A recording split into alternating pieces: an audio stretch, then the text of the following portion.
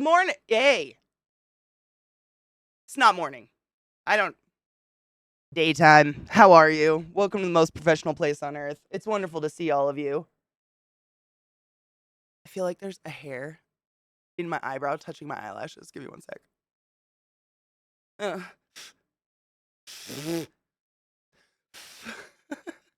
Swear to God. Okay. Okay. Anyways, what up, everybody? I hope you're fucking doing well. It has been a goddamn week, let me tell you. 3 poodles is too much.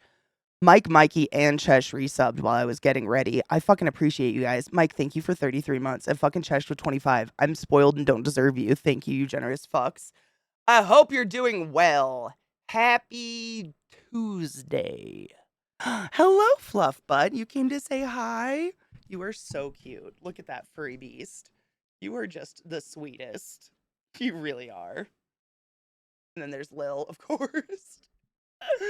Oh man, he's so fucking cute. But dude, this morning, apologies for being late. I mean, I feel like that's just my life now. But this morning, I wake up and Zach's like, "Hey, babe, Nate and I are gonna go out and get breakfast." And I'm like, "Okay." And the dogs, boy, I don't know if it's a boy dog thing. I don't know what it is, but they love their mans, and they just cry. It's the saddest, most pathetic thing, but Trick and Freddie just run around the house together crying for hours. Just like they're being beat in the face. And I'm just like, am I fucking chopped liver or something? It's just like they dance between the two streams, I swear to God. Cause like Zach and I sometimes our breaks will line up on accident and he'll be like, "Oh yeah, the dogs just came and checked on me." I'm like, "They just came and checked on me too." I think they go around. They like do the rounds of their people, I guess. I don't know. I love it. They're so cute. It's the separation anxiety and it's 100% our fault. Like, I mean, not on purpose, but like we work from home, we are constantly at home. Our dogs very rarely ever have to be without us. So when the pack splits up, they just have an existential crisis of just crying, just nonstop. And my nerves are like, ah! And I'm trying to keep like mellow, like calm energy for you guys. And I'm just like, you gotta stop. Ah! Wait, yesterday was a little resistance training. I resisted going to the gym. I resisted eating healthy. I even resisted going to bed early, all in a good workout. That's a great day. Feeling thankful today. We were able to raise enough for the Roseburg rats. Oh my God, yes. Oh, plus I have a 15-minute job interview today. Oh shit. For another job or a new job? Mm-hmm. That's these guys. It's just they just freak out and they have to like run around in circles checking every single door in every room to see if they're in there mystically, and it's nonstop. Oh no shit, new job. Nice. I'm excited for you. Is it a better clinic or do you know people that work there? I did not. I honestly, with the chaos in the house right now, it's impossible. I'm not going to pull my PC apart. There's just too much going on. I'm just surviving with it right now. I mean, I'm not even going to say it. It hasn't done the dreaded blue screen in a day, so I'm just being gentle with it. But I'm just waiting. I think Nate and Freddie leave tomorrow, and then it'll just be more calm. And then because like I don't know. It's chaos right now. That house is it's a very small house with a lot of people in it. It's a lot of chaos right now. But I will be doing that. I think I don't know what else to do. Like there's just nothing else to be done. I can't buy a new PC, so I kind of just have to, you know, struggle bus my life through this one, unfortunately.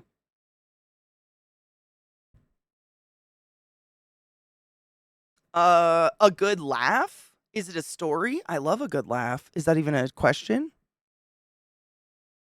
Oh, it'd be using my degree to local emergency hospital as an outreach coordinator. Fuck yes. The owl is your spirit animal. Can I ask why? I love owls. They're fascinating. Wait, I got called a simp today on a TikTok video from 2021. Wait.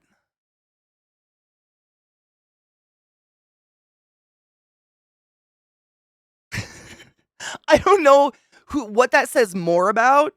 Like, That person, I mean, theoretically, right? They they were going through your TikToks for the last 3 years to find one to call you a simp, right? It's like when you're Instagram stalking someone and you accidentally hit like. I got a load of bowl because Viata has a pre-roll and we're fucking ready. One moment. Oh, David, what do you, dude? I finished it finally. The last episode is the worst. Holy shit. Holy shit. That poor kid. I just so gross. I mean, money yeah, we've created a world where money lets us so you can get away with anything though, right? I love the wise vibe, and also they can be quiet, but also explode into action and violence if needed. Super yin yang vibe. I get that. Yeah, I've this is why I ask. So I love animals. You know that fucking animals, and like the owl is the what is it it's like the emblem for Athena for wisdom and justice. But like from what I've heard from like raptor specialists, bird specialists, owls are like theoretically the dumbest bird. I'm not a bird. I'm not an aviist, whatever the fuck. But I've read that multiple times, and I'm like, how did we do the wise thing? Like, what happened? If they're that empty-headed, like, what does an empty-headed bird even mean? I don't even know. I don't know birds. I don't know. Thank you, ornithologist, bird people, ornithologist. Yeah, I was thinking avian, something with avian, but no, ornithologist. Yeah,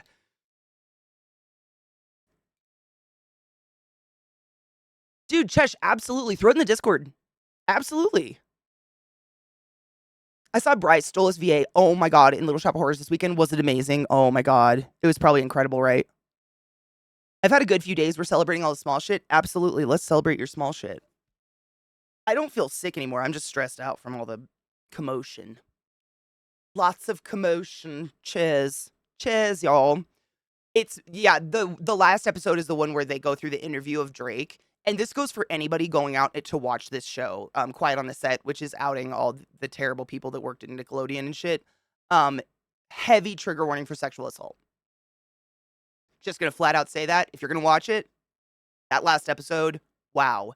I mean, Drake still can't bring himself to say what happened, but they show the legal paperwork and they highlight. It's really sad.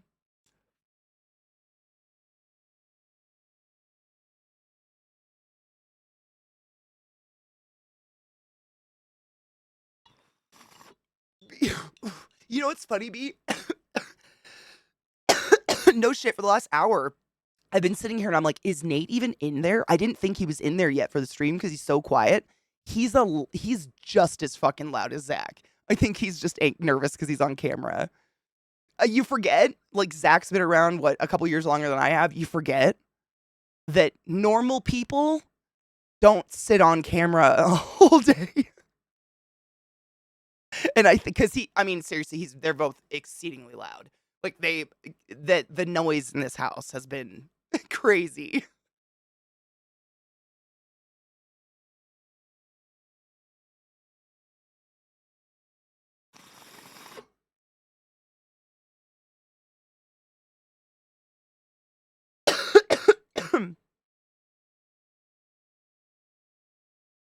Drake, wait, isn't Drake the one that's in the video being interviewed? And he made a response video to his own interview? Weird. I haven't watched anything because my computer, I'm not doing anything on that PC. I'm just leaving it. Yeah, owl sets are basically empty, but they're fucking fascinating. Actually, Taco, you've probably seen it, but there's a really cool video on YouTube I would show you, but well, I might actually I could probably show you on the gaming PC because we don't need audio. It's a video where it's like they create kind of a Vanta black background and everything, and they put a bunch of white feathers on a table, and they have various birds fly over the table. And it's to show how much air is disturbed when birds fly. And owls do not disturb air. I mean, that's probably one of the most fascinating things about owls to me. When they fly over this table of feathers, nothing moves. I mean, they're just like they are the ultimate fucking predator. Like they're silent death. What up, Rod? How are you, love? Owl schools are kind of small for their body. It's pretty much all devoted to hunting and not much else. I think that's most raptors, though. Correct me if I'm wrong. Like most raptor birds, like their brain is hunt. Like they're just that's it. You don't. I mean, I don't know everything. Please correct me if I'm wrong, but I've watched a lot of like raptors people, ornithologists and stuff on YouTube, and they say that like that's why you have the caps and stuff for hawks if you're a hunter because you never there is no, you don't really ever bond with the bird or train the bird is always just this instinctual creature that you're just working with its instincts basically. Like no shit, I'm crazy. I read way too much. I was reading the history on like what is it called? Falconing? Using falcons to help you hunt. And I'm not fucking with you when I say they used to actually sew their eyes shut. Like in medieval times, they sewed their eyes shut. Fucking wild. Because it's the only way you can like control them because they're untrainable, something like that. I don't know the specifics on it. Good morning, music. It's just interesting. He was the one that was S8 and he made a response to his own interesting, weird. Yeah, the Nickelodeon thing. Yeah. I was just telling people like I watched it. I finally finished it and it's I mean, I'm sure we're all well aware of what that show is, but very heavy trigger warning for sexual assault. Like they do talk about it in that last episode and I mean, my jaw was dropped. I was just and I mean, I know we've already talked about this show. I don't want to waste your guys' time talking about it anymore because most of you probably don't give a fuck. But in my purview, the most foul like ongoing theme in this show is the complete lack of responsibility of the parents, whom are there like all the time. They're there, and these parents are in this show being interviewed, and they're today saying things like, "I couldn't go to the cops because they'd think I'm a bad parent." When a grown adult emails a video of themselves masturbating to her 9-year-old daughter. Like, that was more what just I'd kill him! I'd be in jail for murder. I don't know. It's gotta be just the parent, like, it's that psychological side of that the child star parent and how fuckery that is. The only parent who spoke up got her kid fired, and, like, it destroyed their relationship for years until they both came together and realized that because she kinda saved him, but she spoke up when there was inappropriate behavior, and they fired him. Like, it's just disgusting. The video where he's been interviewed in response to the show is so weird. I haven't seen that. I don't know if I want to. I can't play links right now so we can't watch it, but, like, weird. Zoocosis? Hold on, I'm gonna write it down. Cosis? Cosis. What kind of game is it? Will Friedle and Ryan Strong talked about their support of the essayer.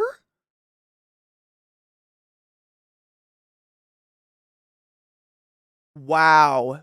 Will Friedle and Ryan Strong. So if you're unaware, there was two people on the show who were previously convicted sexual assault people, like child pedophiles, and then were hired on a Nickelodeon and then molested people at Nickelodeon and then were fired and convicted again. Just in case anyone's wondering, just a glaze over of that one. But I'm sure we're all I didn't know about this kind of caveat actually until really recently. That kid from that 70s show.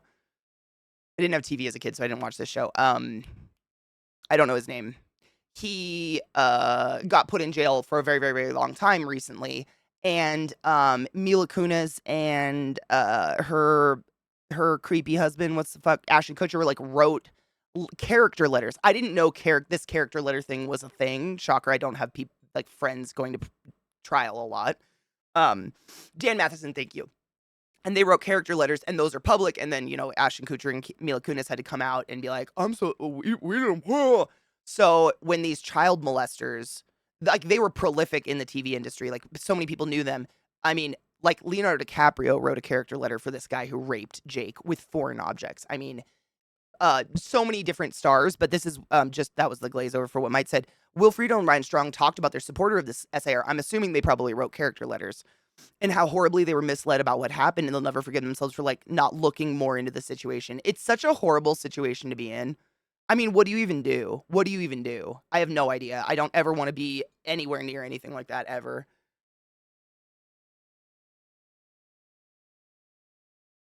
Snails are amazing. Did you know that hermit crabs will often gather and like trade shells amongst each other until they all have one that fits perfectly? Like if a hermit crab gets a shell that is too big for him and he runs into a hermit crab that doesn't have a shell, he'll literally take it off and throw it at that hermit crab because he acknowledges they need it.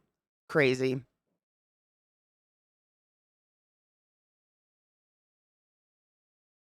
Intelligence is just one survival strategy among many and quite a risky one as far as they go. Brains are expensive. I mean, and that, and like, I know we all know this, but we humans have a horrible tendency of, we don't consider something intelligent unless it acts human.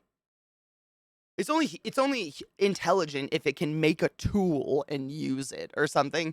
Which I mean, sure, I guess if you need a scale of intelligence, but when's the last time you ran into someone you were like, "Wow, you're smart and impressive. I want to hang around your brain."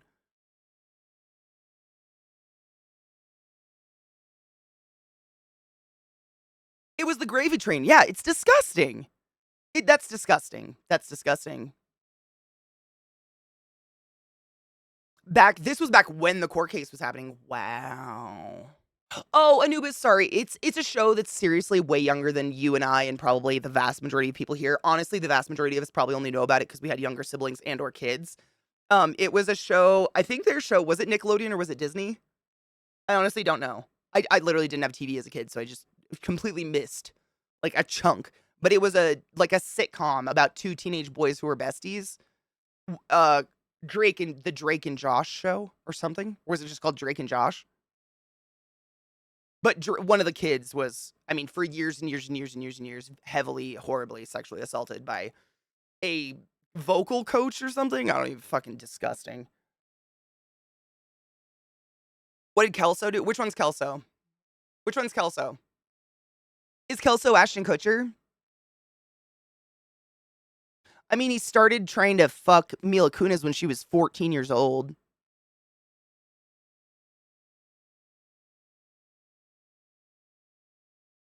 That was weird. He does a lot of good things. Like he has a whole organization that works to hunt down child predators and sex traffickers and stuff like that. Like he does a lot of good things in the world you can't just acknowledge. But yeah. Mila Kunis was on that show at the age of 13 years old and they were kissing on the show when she was 14 and he was 19. So like, I don't know. Do it how you want. Seems weird to me. Roman Polanski has supporters? What? How? You know what? I'm not even shocked. Music Man, yes. Hermit crabs are more generous than most humans. It's amazing. Lots of creatures use tools, right? But I feel like that's, we're always fascinated when a bird picks up a stick and uses it. We're like, oh my God, look how smart it is. It used a tool. Meanwhile, they're making nests that look better than any house we've ever created with their face. They were told to show up in court to show support. And when it was really immediate, and when it was really to intimidate the defendant, and yeah, they feel fucking awful and they were being lied to about the whole thing. Of course they were. That's so fucked up.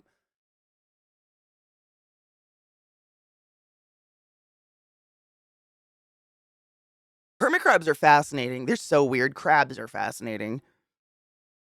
That was Nick. Okay, yeah, yeah, yeah.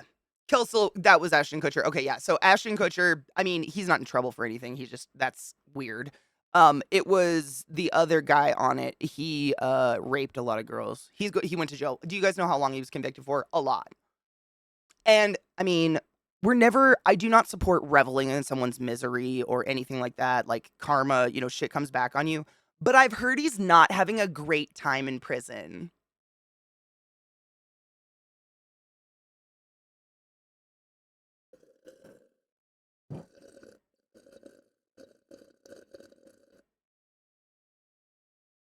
Dang. Big dang.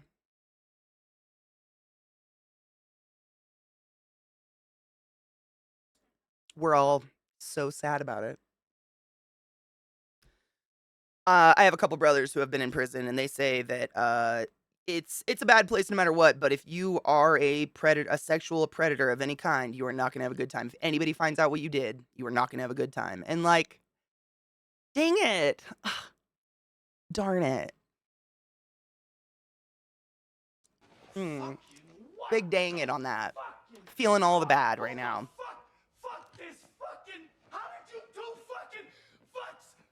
Ghetto. Certainly illustrates the diversity of the word. Slaith. Thank you for subbing to the class. Keeping the class alive and giving you swings for 50 fucking months. Cheers, my love. Cheers to self-care day. Playing Cyberpunk and chilling? Fuck yes. Hell, that's basically what I've been doing the past like week because I just got over being sick. We're just playing games and being chill as fuck and getting high. 30, he got 30 years. Good. He should get life. I was gonna say ghetto. No shit. It was like my very first lab of biology 101, my freshman year of college. The TA showed us a video. I don't know if it's that video, if there's one video or multiples, but it was a video of orcas dragging a seal out into the deep, deep, deep waters, and they had a baby orca with them, and they would, and the seal was alive. They would throw it in the air like 50 feet, and the baby would catch it, but they were keeping it alive and theoretically teaching their baby how to hunt. But like we watched this and it was fucked up. I mean, the seal's crying and shit. We were all just sitting in the lab like, and it was on a projector because I'm old. And he turns it off and he goes, "People are not the only cruel species." And that was the beginning of class. That was day one. Fucking orcas though, man. They were warning us.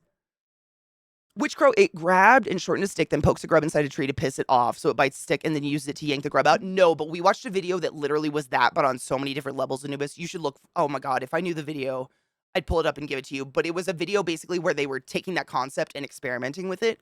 So they created all these different puzzles for crows, where it was like they would give them this big of a stick, this big of a stick, and this big of a stick. And multiple steps to get a treat out of like some sort of mechanism. And the crows knew exactly what size of stick to use in each hole. Like, it's fascinating. It's fucking fascinating. It was we watched it on stream. It was so it was so cool. Like, they're ridiculously intelligent. I mean, we know nothing, Jon Snow. Yes, Ghetto, that guy. Yep, big, I mean, heavily convicted, big, not a good person. In no way, shape, or form a good person. Intelligence is so complex, and to be honest, like, how do you even quantify that? We don't even know how brains work. Oh, we absolutely watched the Frank's video on crows. Wait, was that the stick one? Was that the one? Oh my god, Dawn, did you just come up with it? Is that the one where they do the sticks and the tests?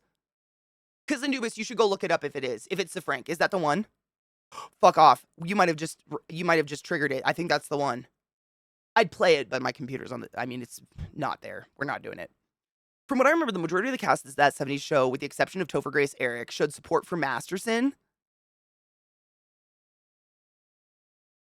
Wow. Like, Topher was the only one who was like, fuck that asshole. I wonder if any of them regret it.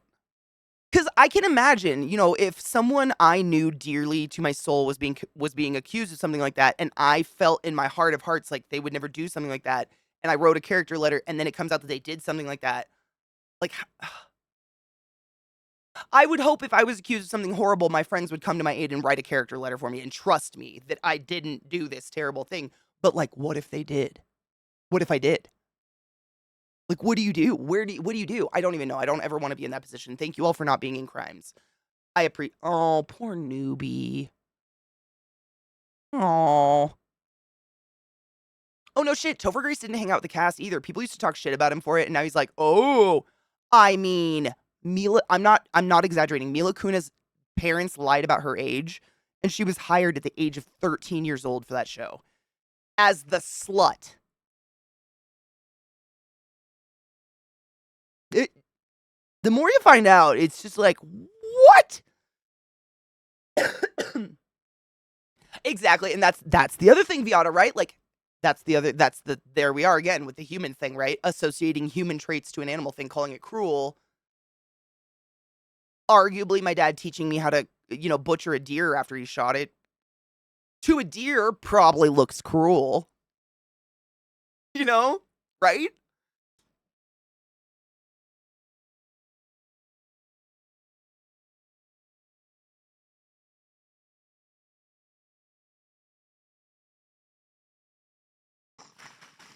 Boom, there you go. Anubis. It's the Zefrank. Zefrank. Zefrank crows. Just look it up on YouTube and watch it. If you like to watch, I mean, the puzzles they complete is pretty crazy. My bong is clogged. One moment. I must stab through.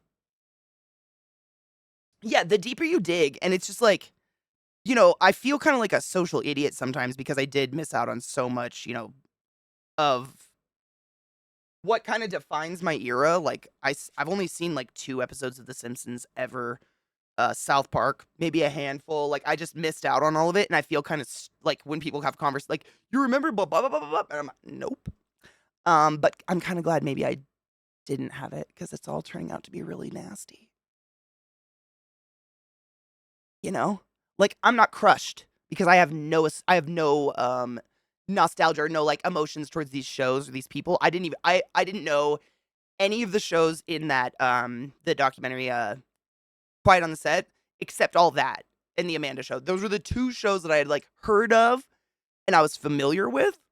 But all the characters that was my era were not covered. Like Amanda was after me. I feel like she was like the era a little bit younger than me. So I never saw the Amanda Show, but I saw all that. But like with the original characters, like Keenan and the chick with the brown hair that was always the reporter. I don't even remember their names, but none of it wasn't really about them. It was more about the more recent ones.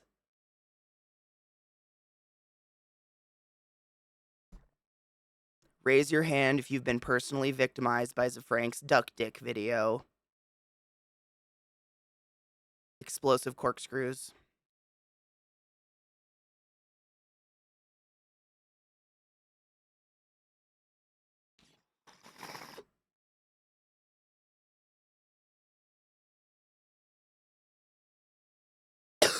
It is trouble.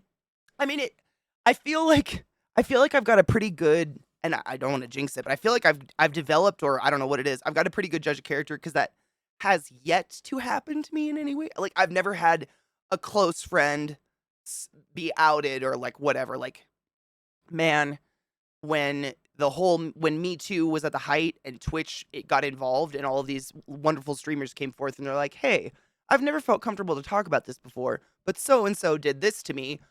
Not I mean, I'm sure I wasn't the only one sitting there on Twitter like, "Oh my god, my friends, oh no, do I have a terrible judge of character? Like, have I been sitting here being friends with horrific rapists and been completely unaware?" None. Not one person I knew personally was Me Too other than someone that actually sexually harassed me. So, like, great, good, bye. But, like, man, you want to think that you know who you know. You want to trust that instinct that like I'm comfortable around you. I've never got a bad gut feeling you're not a bad person, but holy shit, that's got to feel shitty. I can't even fathom at all what the fuck how that feels. I mean, not to compare it to the victim of the crime or anything. Like obviously, it's nowhere near the detrimental psychological damage that that can do to somebody. But I mean, fuck, dude. I mean, what do? You believe the victim, but I'm sure there's some instinctual core of you that wants to be on your like wants to believe your friend, and you have to like tell yourself, like, dude, you were wrong. You were wrong. Your gut was wrong. I don't know. Dude, it sucks.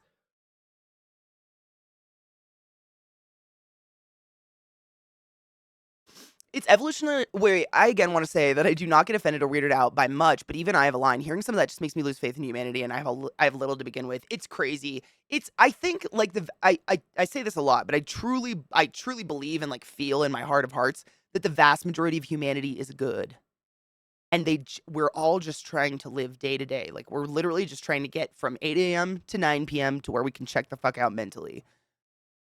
That's it. We're just trying to pay our bills and fucking move forward with our life. We're not psychotically obsessed with children's genitals or their outward gender expression or whether or not the gays can get married or whatever.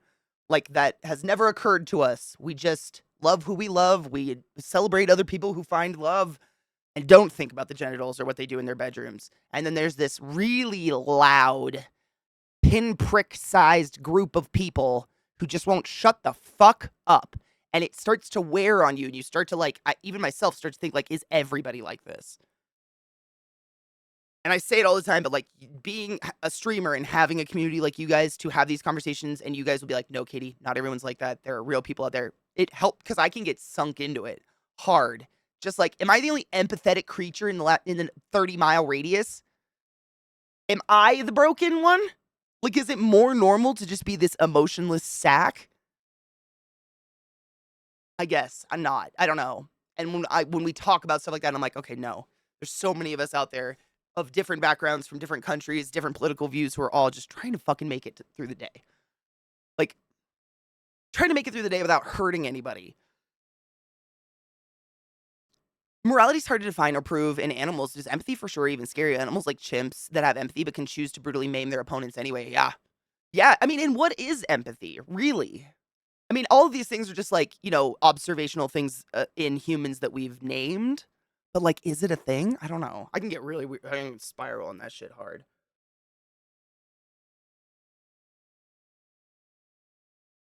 Yeah, you can't turn that instinct off. Yeah.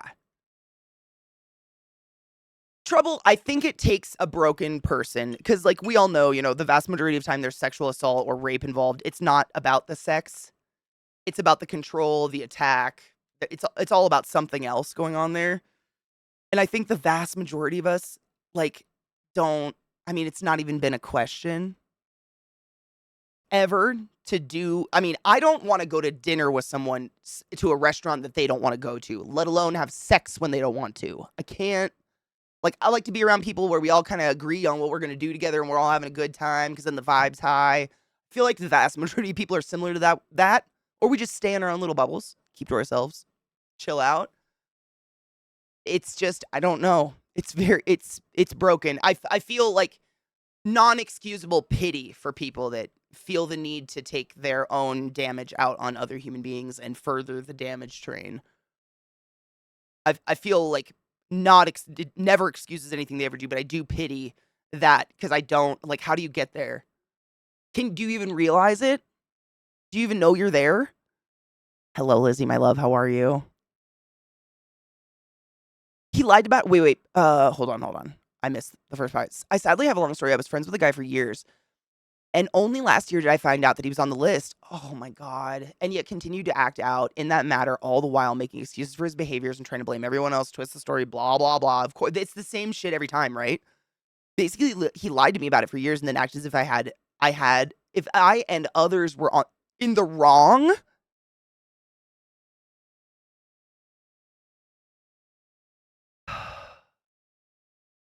Interesting.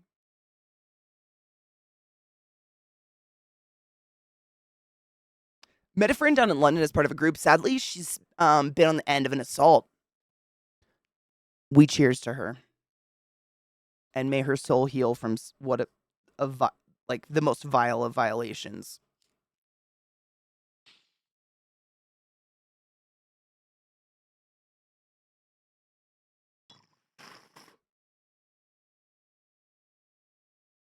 She was so standoffish, me just being there. I can understand it really, but I'm coping. I'm copying the results and apprehension instilled by some other asset I'm no relation to. It's horrible. Nope.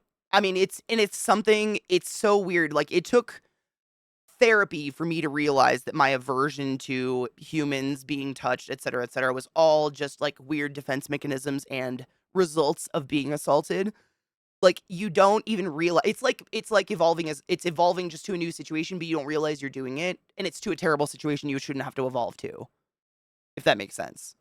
Especially if it happens when you're super young and everyone around you calls you a liar. Then you just start, when you're a kid, adults are God. So, like, if they say you're a liar and it didn't happen, but you know it happened, in your head, you've now got to logic that and fucking figure that out and puzzle that shit together. And it is such a hard, and you eventually, like, the trust of just humanity dies because you experience something, everyone around you calls you a liar. Like, your brains can't do that. Kids only start lying when they get in trouble for telling the truth. Kids aren't born with a lie mechanism. Kids, little ones, you know what I'm saying? Liars are made by really strict parents the vast majority of the time, sadly. Sure, personal win, always, every time. I overcame my anxiety yesterday and took myself to the DMV, oh my God, to renew my driver's license. That is the ultimate fucking win. Are you kidding? I was more unreasonably anxious they take my license away because of my MS. Ugh. Okay, they can't. I know this, but I didn't, dude, you could put a rule like that in black and white and I'd still be like, but what if? Also, this was the first time in over a year that I've gone out in public. Wow. It's a lot, right? I go out every once in a while and I'm like, wow, it sucks still. That wasn't a medical appointment for an extended period of time, so I did my makeup, put on big girl panties, and took the rest. Oh my god, you got a good DMV pic? Are you a witch? That's not a real thing, though. No. That's impossible. What? Did you suck their dick? Blasphemer! Those aren't real. I mean, I've just they don't make you get a new picture in Baltimore. I still have my Baltimore license because I can't give into the fact that I live here. I know it's illegal. Don't talk to me about it. Anyways, they just let you reuse the same picture, and so my picture's like 10 years old because it's bad. It never looks like me. So what are you gonna fucking do? Dude, that's a lot. The DMV is like the ultimate. I mean, I can't think of a worse place. Maybe the doctor's office before your gyno appointment. Maybe. The anxiety, though, I totally get it, dude. I oscillate between maybe people hurt others because they were hurt and with help they can be redeemed and no mercy, burn the monsters. Hard. Same. The older I get, the more I lean towards the latter. It's so hard. It's so hard not to. I know. I get it. You were no shit? Bacon, what? I mail lost my V card drunk to waking up to her on top. I didn't even know her. Shut the fuck. I was just talking about this the other day. The cops said, quote, men can't get raped.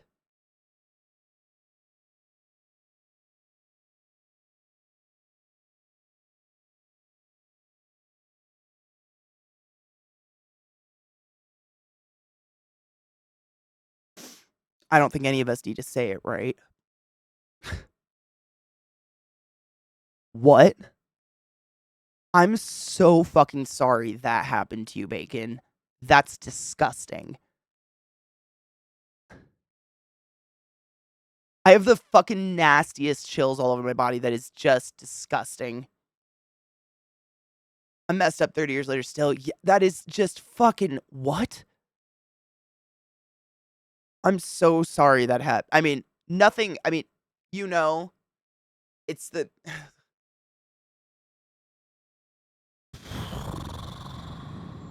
I was super into church too. Dude, did you go to therapy after that or anything? No shit. Coach says, so this is totally off topic, but OBD wasn't supposed to be on this track. He accidentally stumbled into the studio thinking he was in New York when he was actually in LA. Art imitates life. We needed him in this track. That is fucked, dude. I'm so sorry that happened to you. That is disgusting and just, I mean, I know, stupid question, right? Hard same. It's honestly like, I mean, it's like a, I'll just put how it worked for me. So before streaming, being quite a shut-in, loner, introvert, not really going out, not having a huge social group or friends or anything like that, and being someone myself who was raped, sexually assaulted many times, and just abused overall, and not, not being believed, blah, blah, blah, blah, blah, blah, blah, blah, blah. Especially when you're not believed or told men can't get raped, etc., etc., that immediately closes windows, doors, gates, everything that can possibly be closed in the whole world to you even conversing about this thing that happened to you with other people, because now you feel like it's a lie and you don't want to lie to people. Like if everyone in your closest circle tells you that what you experienced didn't happen, then you're not going to talk about it with people. And you start at myself. I don't want to generalize, but at least with me, I started feeling. I was so isolated. Like I just felt like there was something wrong with me that attracted this horrible thing that happened to me. But maybe it didn't happen to me because no one around me believes it happened to me. And then they took my bedroom away and gave it to the person who sexually assaulted me and made me live with someone else. And it was just like so fucking isolating. And, I know I'm not the only one, but the fucking like existential mask you start to just like super glue onto your face and forget who's actually in there, because who's in there is a lie.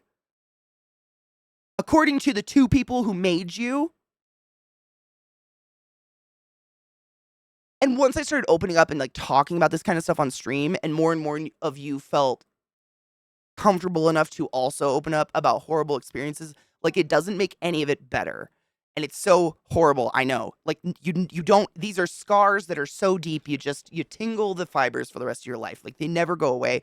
But there's something in the healing of not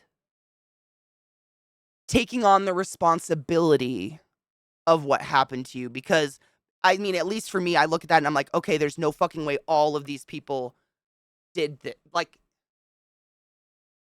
you know what I'm saying? Like, when you're by yourself, you only have your situation, you can't talk about with anybody, and you've never heard anyone else's story, you're like, okay, I must have done something as a 6-year-old to attract a grown man to touch me. What? The fuck? And I mean, that is one aspect that is super healed in my soul, is that I've taken on, like, I didn't, like, I was just talking about this on Sunday, like, I still to this day constantly cover up my arms. I won't go out in a tank top because I have this, like, that'll attract a rapist in my head, because I so many years of just this cycle in my head of me thinking and talking to myself through, like, what did you do to make grown adult men want to touch your child body? Oh, it must have been a tank top.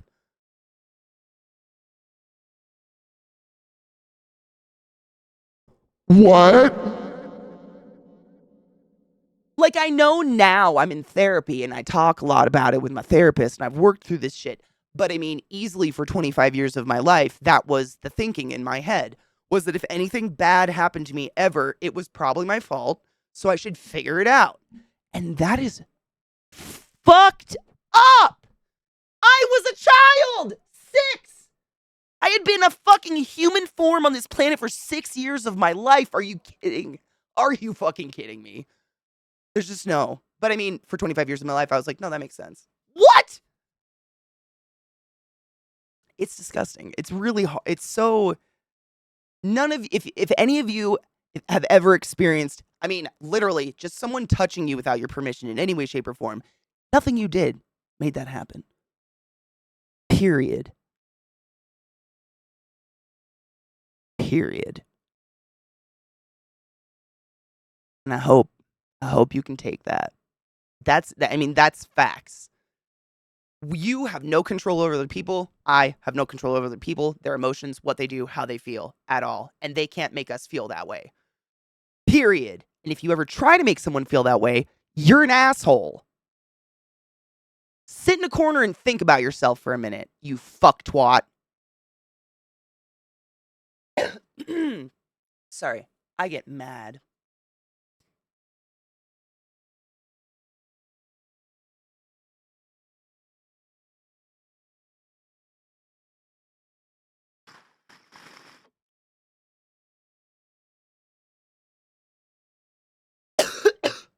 Right, Lizzie? Isn't that disgusting?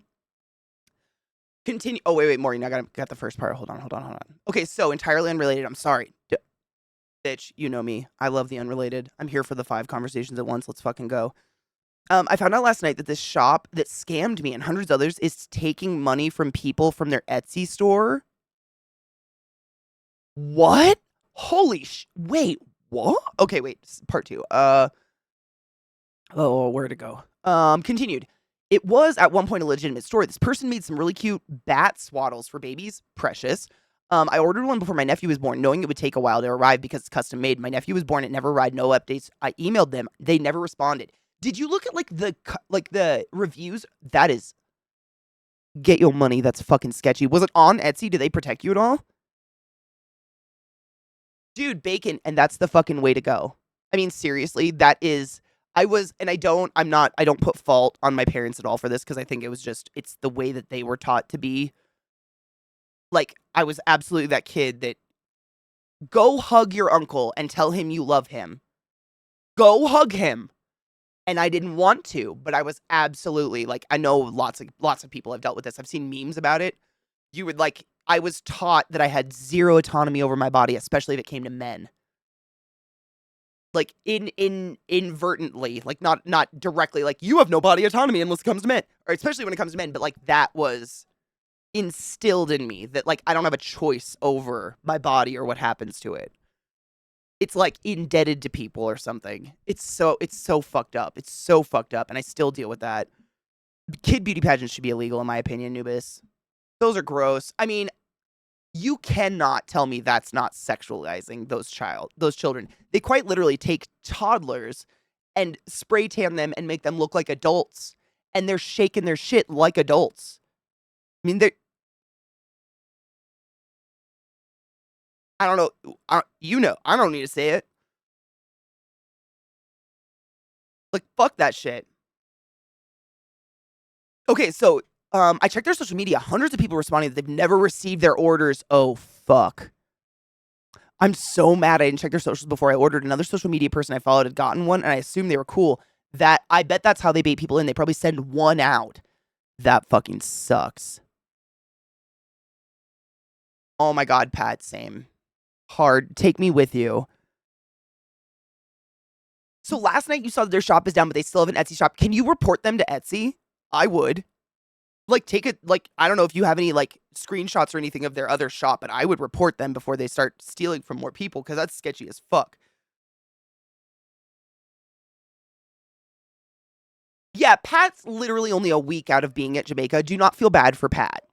Pat, go roll in the snow, you douche. Pat just got married, probably had some great blowing time, and was in Jamaica. So, like... Bitch, you want me to feel bad for you right now? You want to talk about it? You want to fight? Oh my god. Dude, it's almost been 2 years. People placed orders even before I didn't still... They're not coming. Those orders aren't coming. And they're still taking new ones. I think they should be able to... You should be able to report them, because that's sketchy. I mean, that's illegal. They're... What's the word? They're grift. That's a grift, right?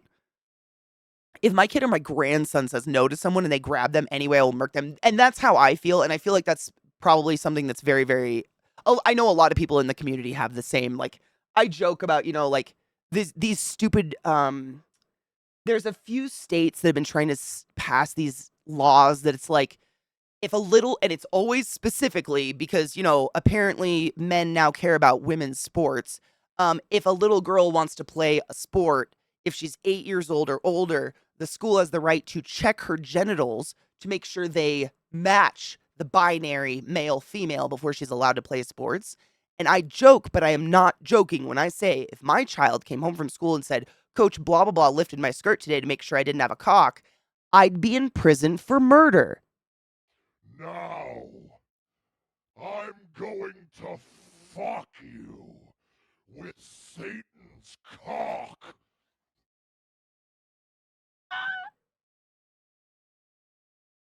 Fucking... Hail Satan.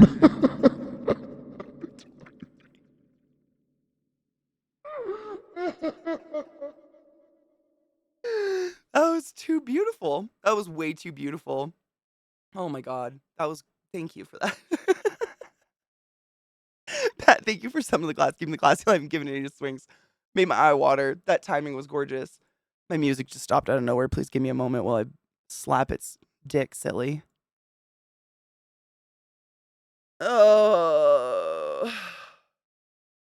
I think it's an excuse to be a public pedophile. Honestly, it is an open excuse to be a pedophile in public. That's it. That's it. That's it. That's all it is. You want to touch little kids and you found a way to get to do it for reals. That's it. Yep, a paid public position where you can touch little kids and look at their genitals. Who applies for that? Who applies for that? Arrest them. Jail now. Jail now. Are you fucking with me? Or like, was it Tennessee eliminating the legal marriage age or whatever? There is no way you can argue that without telling me you want to marry a child. There's no way. You want to get rid of the legal consenting age for marriage? You want to marry a child, right? You want to fuck a kid. That's it. That's what you want to do. Good afternoon, Eric, and how are you, love? Really? They have positive reviews on Etsy. Are there pictures of people receiving their product?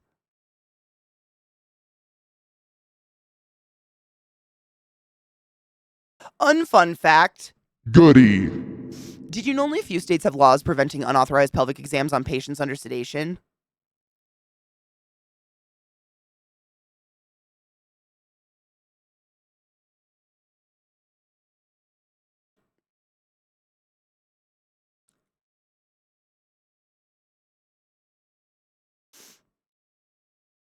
I don't.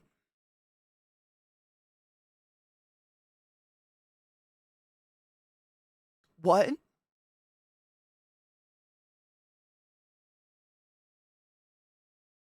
They can fist me in a coma?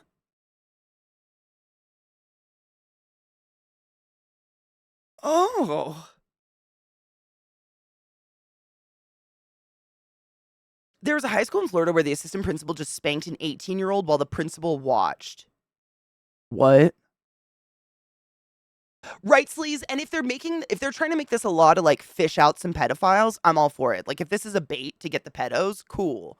But if anyone starts looking at children's genitals at school to make sure they can play a sport, no. Just fuck no. There's no excuse to look at my child's genitals. No. Unless they like help. There's a crab clung to my vagina lips. And maybe, you know, extenuating circumstances withstanding.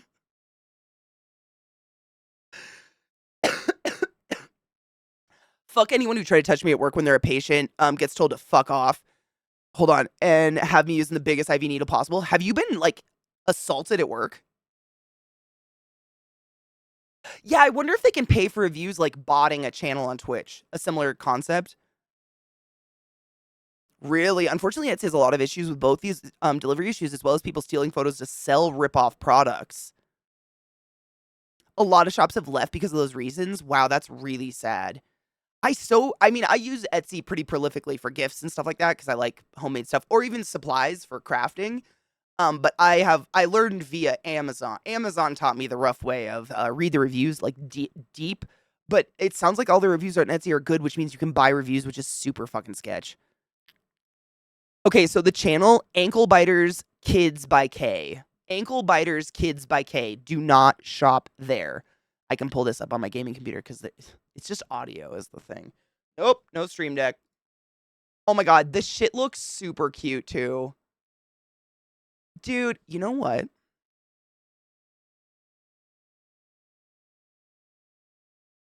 I bet I can make that.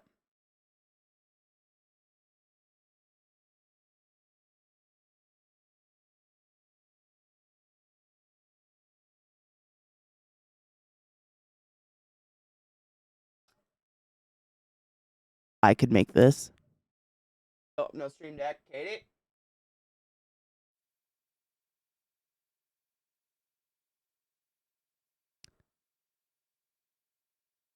No shit, you can't place a review on Etsy without placing an order. What the fuck? How?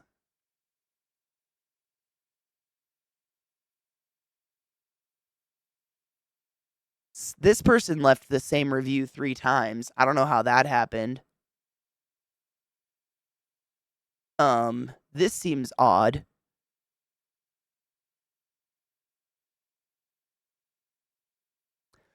I bet I can make that. They haven't shipped anything. Like, no shit. Maureen purchased it before their nephew was born. And their nephew is now 16 months old.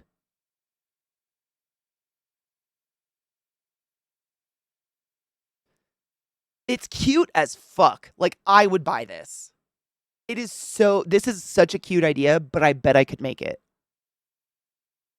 I'm going to keep this picture and see if I can draft up a mock. I bet I can make that. It's just a papoose with wings. Like, it's dope. I'm not saying it's not dope, but I'm going to try to do a mock-up. It's literally only 2D. I'm just looking at it right now. I could make a draft of that. I'm going to try. That looks not that hard to make, and that's fucking sketchy. I've had an up-just slap around the face from a teacher before, but I was in school ages back. Yeah, we went to school in a different time. We need general inspections in school to make sure there aren't any of them transies, Republicans thinking about children, right? So how can we touch kids and get away with it? Attack the trans community and invalidate their existence? Excellent. I wonder if they started fresh too. Like, I mean, they have 100%. So here, this is another. So I know I'm such a cynic, but it's 100% 5-star from over 510 people. 510 people, 5 stars across the board.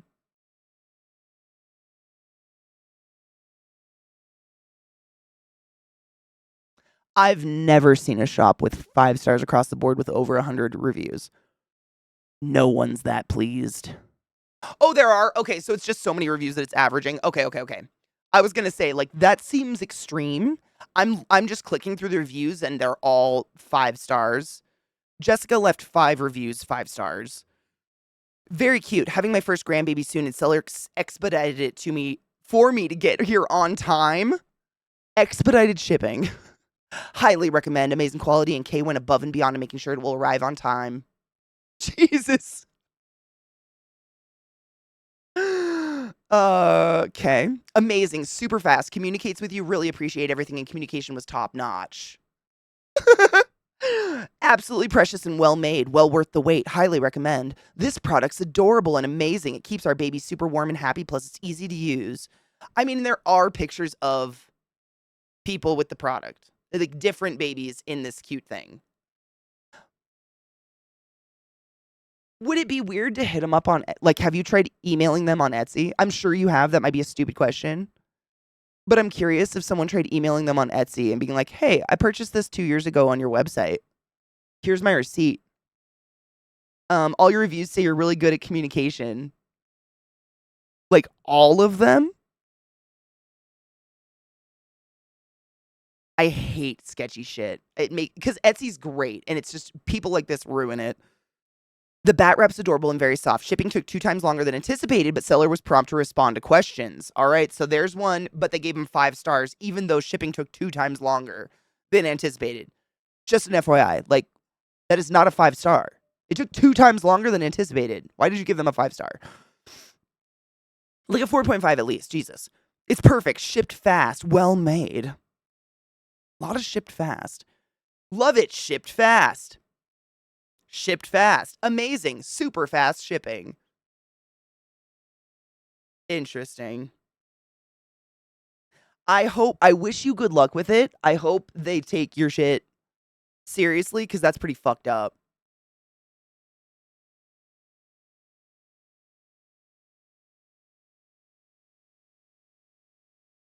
See, Don, I was thinking like something like people could, I bet you can give people a code to buy things from your shop for $0. Because I've seen shops out there that an item will be $0, but it's like sold special order to Tammy. And it's just to have an item number for tax purposes, but they're doing all the finances in the background. So you could theoretically sell 1,000 of these bad things for $0 to a bunch of your friends who can then leave reviews. Theoretically, because I know people do that on other websites. I know it's possible. OnlyCans does it. You can give people like a free membership to your account or whatever. Like, I'm just, it just seems so sketchy. I don't mean to be cynical and like dive, like, I don't dig into people like this. Like, you just seem like a bitch. But that's, it seems like those scam websites that steal pictures of clothes from other websites, sell a bunch, then shut their website down and open another one in 2 seconds. And they're all called like Willow Butt Boutique or something. And it's, fast fashion shit, but no one ever gets their items ever. Like, it's just. Yes, hold on. I got the page for you. Just the bat onesie. This is, Katie, wrong button. This is the onesie, and then this is their homepage. One sec. This is the homepage, yeah. Tess. Bitch. Bitch. Did you get unfollowed from my channel? I have known Tess. Let's not talk about how long I've known Tess, because that'll just age me real bad, and I don't want to talk about it. I hate when Twitch does this. Thanks for the follow.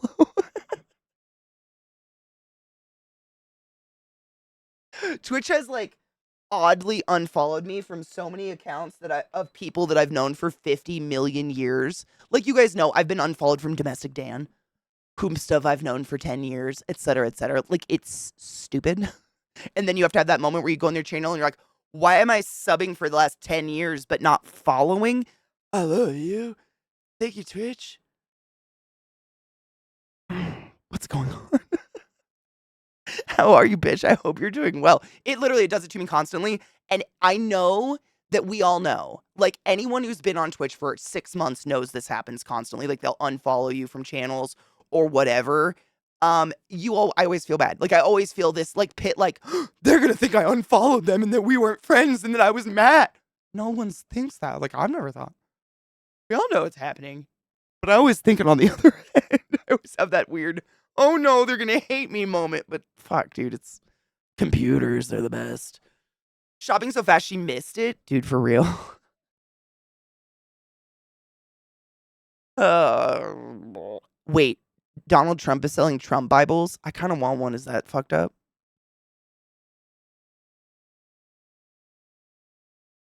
If nothing else, if everyone thinks it's fast, why is mine the opposite? Yeah. Like if is it lost? Like, but their website shut down. Like they shut their shop down, and they did have like a personal website shop and an Etsy, and they shut their shop down after all those bad reviews and orders. So that's the part that makes me feel weird about it. That seems like trying to skip out on stuff a little bit, maybe. Messaged them last night. My order from your original non-existent site has yet to ship. 2 years, almost. I emailed you, and I still need your response to my email. I ordered from you before my nephew was born, and he's now 16 months old. It's pretty fucked up, though, right? Well, it's 100% understandable to be a small indie company, a one person sewing bat onesies and get super overwhelmed, but just own up to it. I mean, I'm sure a bunch of people buying adorable onesies for a baby would be highly forgiving of someone that just got overwhelmed, but dodging like that and just taking people's money, like that's a grift. I can't think of another word for it. A scam, right? Yeah, Don, I feel the same, but I have my biased view on it now because I'm mad for Maureen. Like, I feel like I'm looking at it really sketchily, but the reviews seem very copy paste or they seem GPT. The product is so soft and shipped so fast. The product, the product, the product, the product, the product, the product. Over and over. Oh no shit! Anubis just ran it through the fucking nuh-uh. Oh my god, I love you so much. I love you. Nerds, we're everything. Dude. So Anubis ran it through a website that checks all the reviews to see if they seem bot-like. It has come back that of the 500 and whatever reviews, they are 87.2% similar. The product. Marine, I'd go to your bank. I'd go to your bank because it feels like this is what I was getting out of the reviews immediately. All the reviews are saying everything you are telling me is a problem was the best part of the experience. The shipping was so fast. Communication on par. You know, it's like we were talking about this on Sunday when that one bitch in the group is like, oh my god, I just fucking hate drama. I can't stand a drama queen. Like that bitch over there's just always starting shit and I just fucking can't run away from that person. They are just glowing with the bad. Run. They're projecting. I feel like it's a lot of projection going on in those reviews. Is it a Trump themed Bible or is it the Bible according to Trump? Because the Bible according to Trump could be a pretty hilarious read. I hope his life is seized. Fuck that guy. Dude, Anubis, that's fantastic. What is that website you use? Because I want to save that. That's amazing.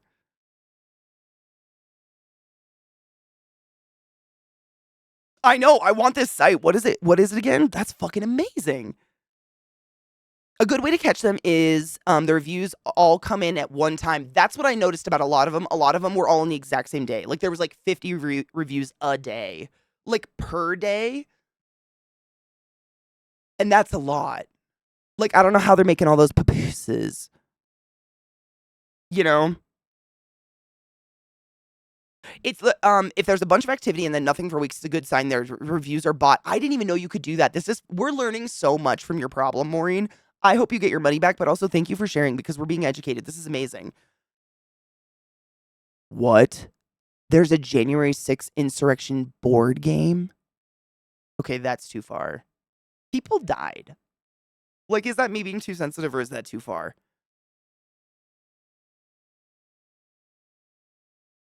That's a...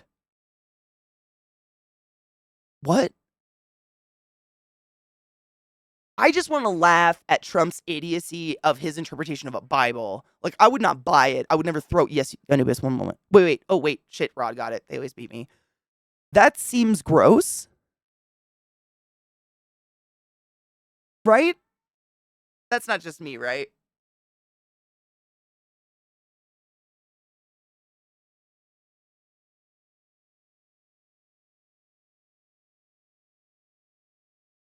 Oh my god, shut the fuck up, Rod.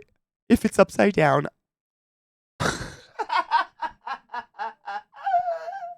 There's a 9... Yeah, that's not okay.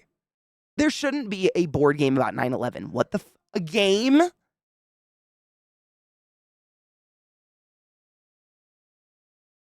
What?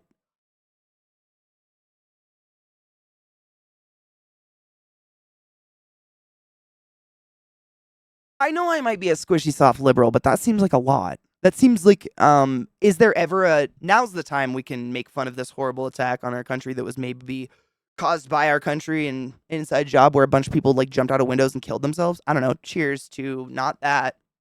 Happy 420. You know what I mean? Fake spot. Fakespot.com is how Anubis figured out that's fucking fascinating. I love that. I mean, I've been doing this just on my own, like long form. Like I'll go through reviews and kind of get a feeling for a shop just because poor. I don't want to waste my money, as I'm sure none of us do. Doesn't matter what your income status is. We don't want to fucking lose money.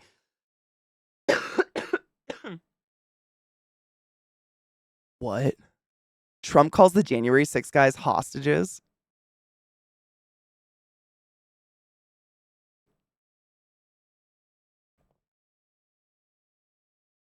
I mean, I wouldn't be shocked if it did. Like, I'd believe it. People are sick. People are sick.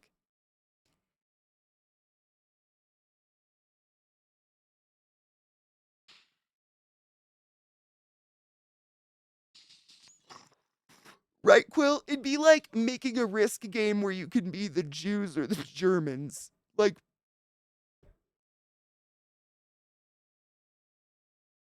nah. There are things we don't game about, I guess. You know, like the elimination of a human population or something. Like, maybe that's just me. There's no way. I mean, I can see a video game historical context where it's like kind of like Plague Tale or something where you play a character and you're getting a point of view and it's educational, historical, and whatever. But a game,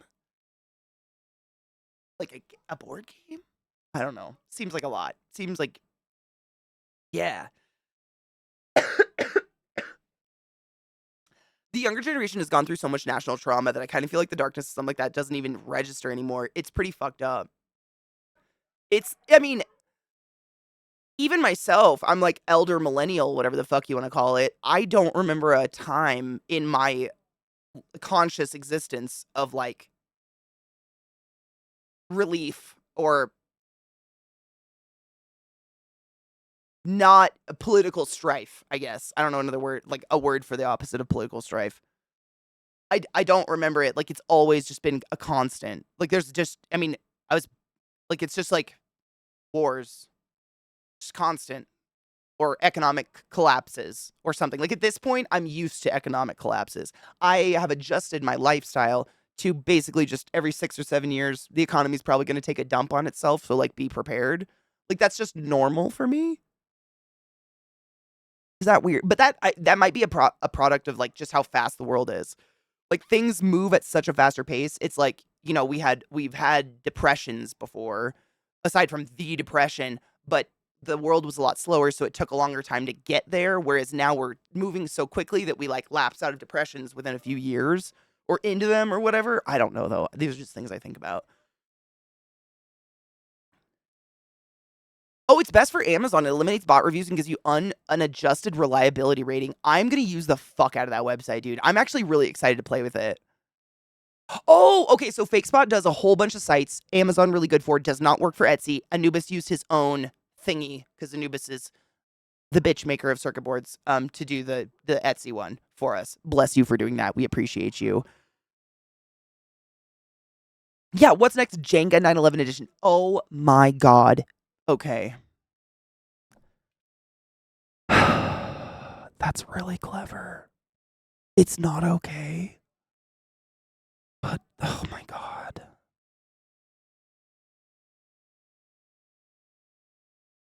You know what I'm saying? Like, it shouldn't exist,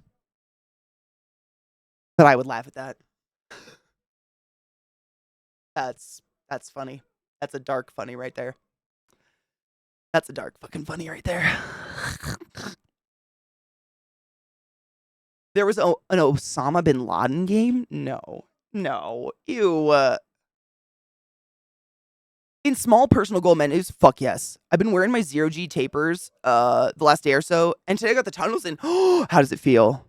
I so much prefer tunnels. Tess, I mean, seriously, like, what year, like, I think, like, the Wall Street big crash happened in, like, 2008, I think? But it was starting in, like, the early 2000s, and, the entirety of my college tuition was lost to that, because my mom's accountant told her to put it in stocks. So I was, like, weeks away from going to college and had to do that rapid fire apply for loans and come out of college with $180,000 in loans when that wasn't the plan. And I feel like that really set me up for life right there. It was just like day one of adulthood, just getting dry ass butt fucked immediately. It was my dry run, and now I'm just accustomed. I'm always ready for fucking catastrophe, I guess. Yeah, it was 2008. Yeah.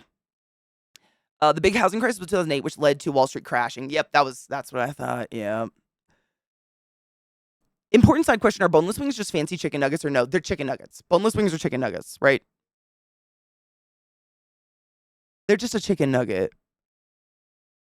Because it's not like pieces of chicken stripped off of the bone and deep fried. It's still the chicken mush amalgamation on the inside, right? Same, Viata. Thank you. I know we all have a dark streak here where we try to fight it back, but, like, you know that thing you do? Oh my god, Eliza, get out. Who the fuck? Fuck this fucking. How did you do fucking fuck? I was literally just going to talk about you. First, you'd worry.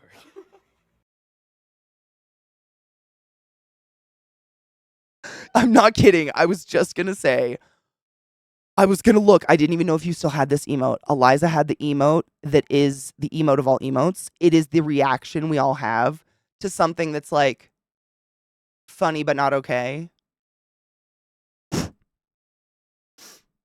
I'm snotty, but that's, you just go. She literally had an emote that was a nose with air. And it was fucking hilarious. There it is. Oh my god. I couldn't find it. I was scrolling. There it is. That. E-cook knee. That's that kind of thing. Yeah. 9/11 Jenga.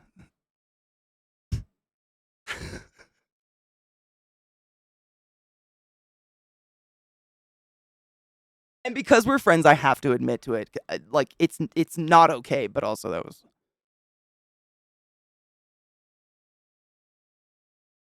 pretty good.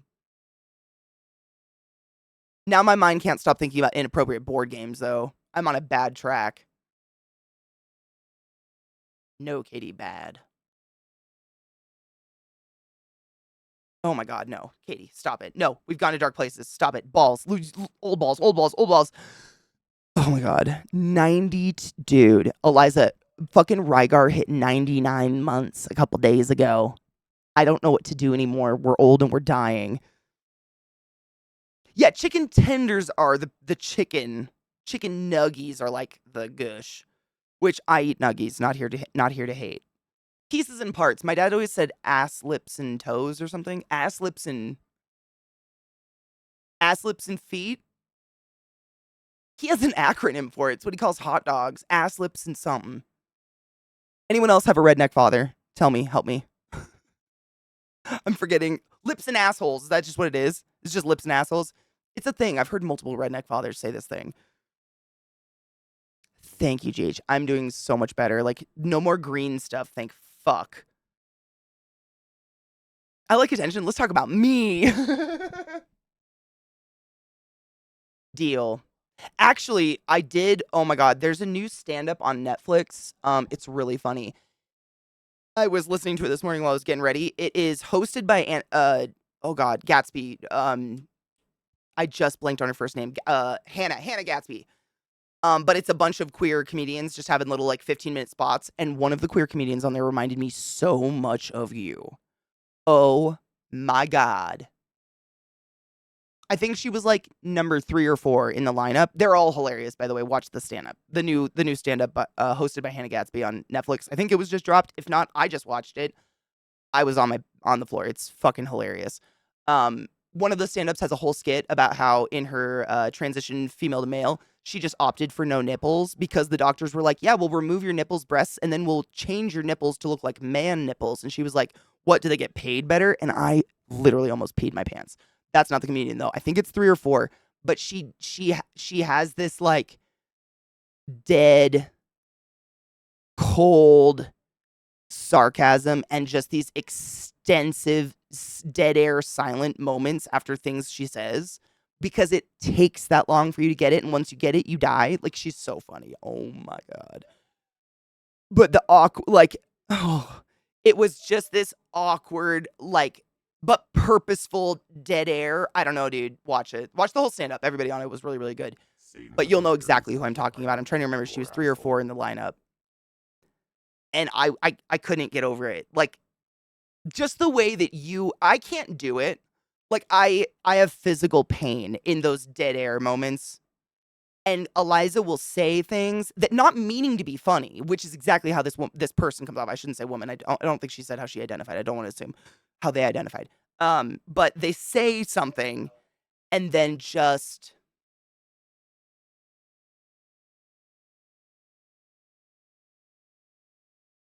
like this long. And me on the inside, I'm like crawling. I'm like, ah! But it's purposeful. It took me that awkward silence for it to click what she said. And I was like, oh my God. Like, it's so purposeful. You know what I'm saying?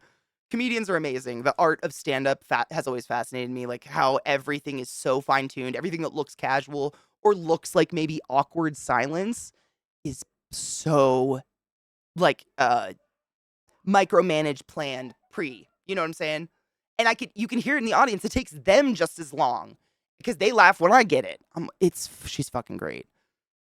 Was it ass, lips, and snouts? Maybe it was that. I don't know. I may or may not have bought a giant bag of nuggets at the grocery store this week and 2 different sauces for him. I'm all in support. Dude, I have By the way, thank you for gifting a sub to Anubis. Anubis, use what was the highest order. Go forth and be consensual in all the ways because nothing is really sexy than pure sober consent. I appreciate you. People love to hate on hot dogs and chicken nuggies and shit, but then I feel like those same people are like, I'm vegan because we don't use all parts of the animal.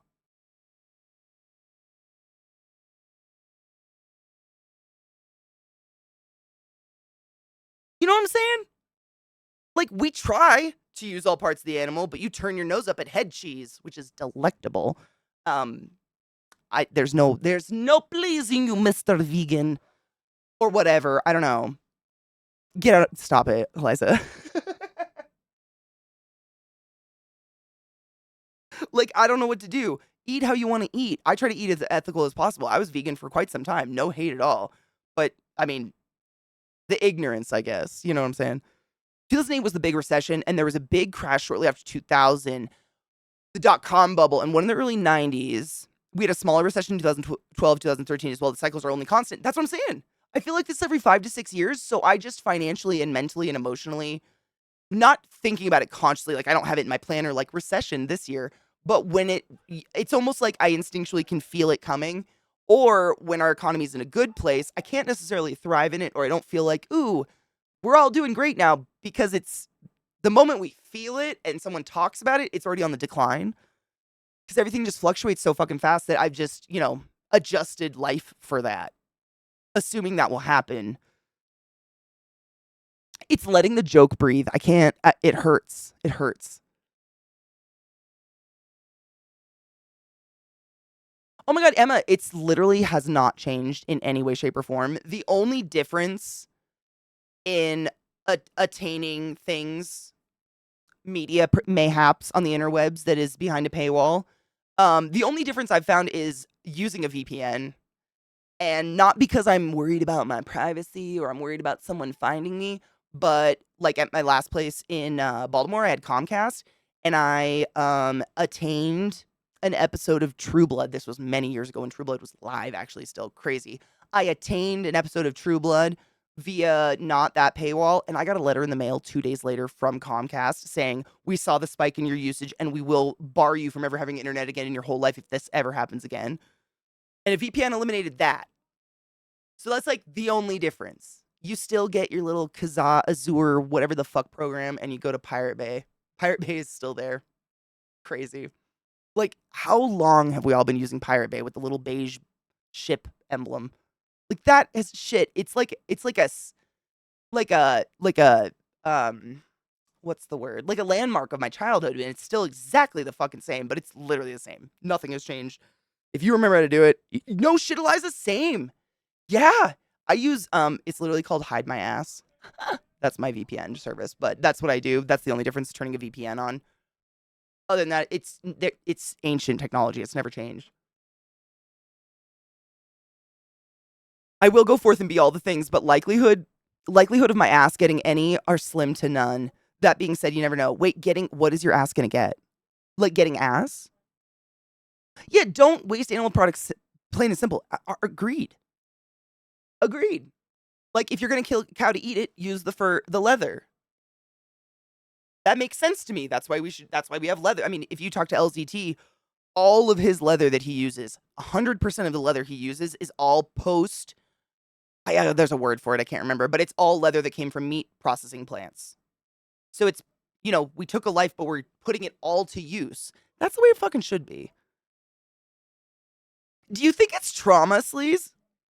I don't know. It doesn't feel like trauma because it doesn't hinder my life, but it probably makes me live a different lifestyle. Like my parents, they can't, when I talk to my mom or something, she's always worried that I'm not investing. Like, I'm not, like, what money? But I'm not investing my money or, buying property as an investment or doing something. Like, I have a retirement fund, like a 401k. That's where anything goes. But when I try to talk to her, like, that wouldn't necessarily benefit me in this day and age. Like investing in stocks or hiding money behind property and stuff like that. Because the economic climate does this so often that it could take literally from a depression to a good economic place, that amount of time for my house to sell. So when I put it on the market versus when it sells could be two totally different, but it's just because my house took 5 years to sell. That's how fast shit moves anymore. Versus I feel like for them, investing, they can invest in a piece of property, pay it off, and 20 years later, kind of in their mind, they had this mindset where like, we'll probably be able to sell it for a little bit more. And they did. And that's just in no way, shape, or form a guarantee or anything I would ever bet on. Ever. I would never do that. Nowadays. Ever. What's a seed box? Torrenting in itself isn't legal. There's there's laws to allow us to download old content or content we already own physically. Really?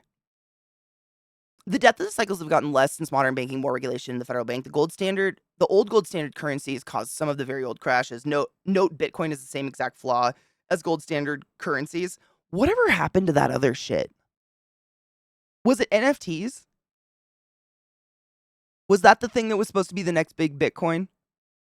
Whatever happened to that? Did that go away forever? Dude, Tess, would you like a link to it? I share it with people. No shit. So when my computer's not being a big POS, which it is lately, it's been blue screening constantly. It sucks. On Fridays, we have Faded Fridays where I invite everyone to just bring music and we all just like binge music videos and music all day long. And it's amazing. And then everything that we like, we throw into this list. It's huge. This is why I'm telling you. It's enormous, but it's so all over the place. It's super. I mean, it's the best. It's amazing. It's the most like diverse, crazy, all over the place playlist. It's on YouTube. But I put it on random, and it's my favorite part of it is that like I can remember when a song that's playing was like popular in our stream, and we were all like jamming to that one song and that one artist, and it brings me back like, oh my god, that was 6 years ago. I had green hair, lived in Baltimore, like.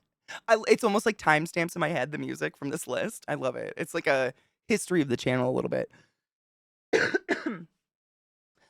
Dude, the bridge in Baltimore thing, no shit. This is the second bridge in my lifetime to go down super, super close to a whole bunch of loved ones and made me super nervous. Like no shit, the year I moved away from Seattle, a bridge up by my parents' house was taken out by a semi-truck. And thankfully, no one was hurt, but a bunch of cars got stuck in the wedge. If you guys didn't hear about this horrific accident, please check on loved ones in the mid-Atlantic area, i.e. Baltimore. But, I mean, from the information I could gather, a cargo ship tried going under Key Bridge and hit it. And the whole bridge just wrapped around the cargo ship. I mean, I think there's still like 7 people missing in the bay. And I don't mean to be a Debbie Downer, but the Baltimore Bay has a higher arsenic content than any other body of water in the world. Not only that, it's the Atlantic Ocean and it's fucking freezing. Those poor people, I almost would want to be dead if I was them. If I was alive, I'd want to be dead. Oh my god. It's so horrible. I feel so bad. I mean, I'm sure the ship feels terrible. I don't even know what happened. It's crazy. No shit. NFTs were Shut up. NFTs were 100% scams. Most have gone to zero. Where'd all the money go? Like, where'd all of it go? Because didn't people put money into it? Where did it go? Oh my god, I literally can't put gas in my car. If I ever have money to invest, you guys will know. I would be elated. I'm glad I have a 401k of anything. I started that when I was 18.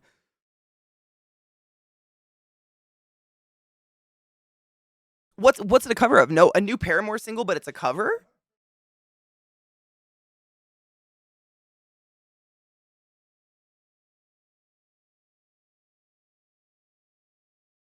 A cargo shop was in Mayday. The cargo ship was in Mayday. They seem to have lost control of. Well, some people are saying they lost power. Yeah, lost control of some systems. Explosion on impact.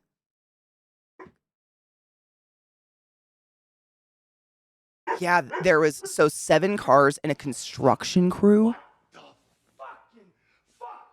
That is so sad.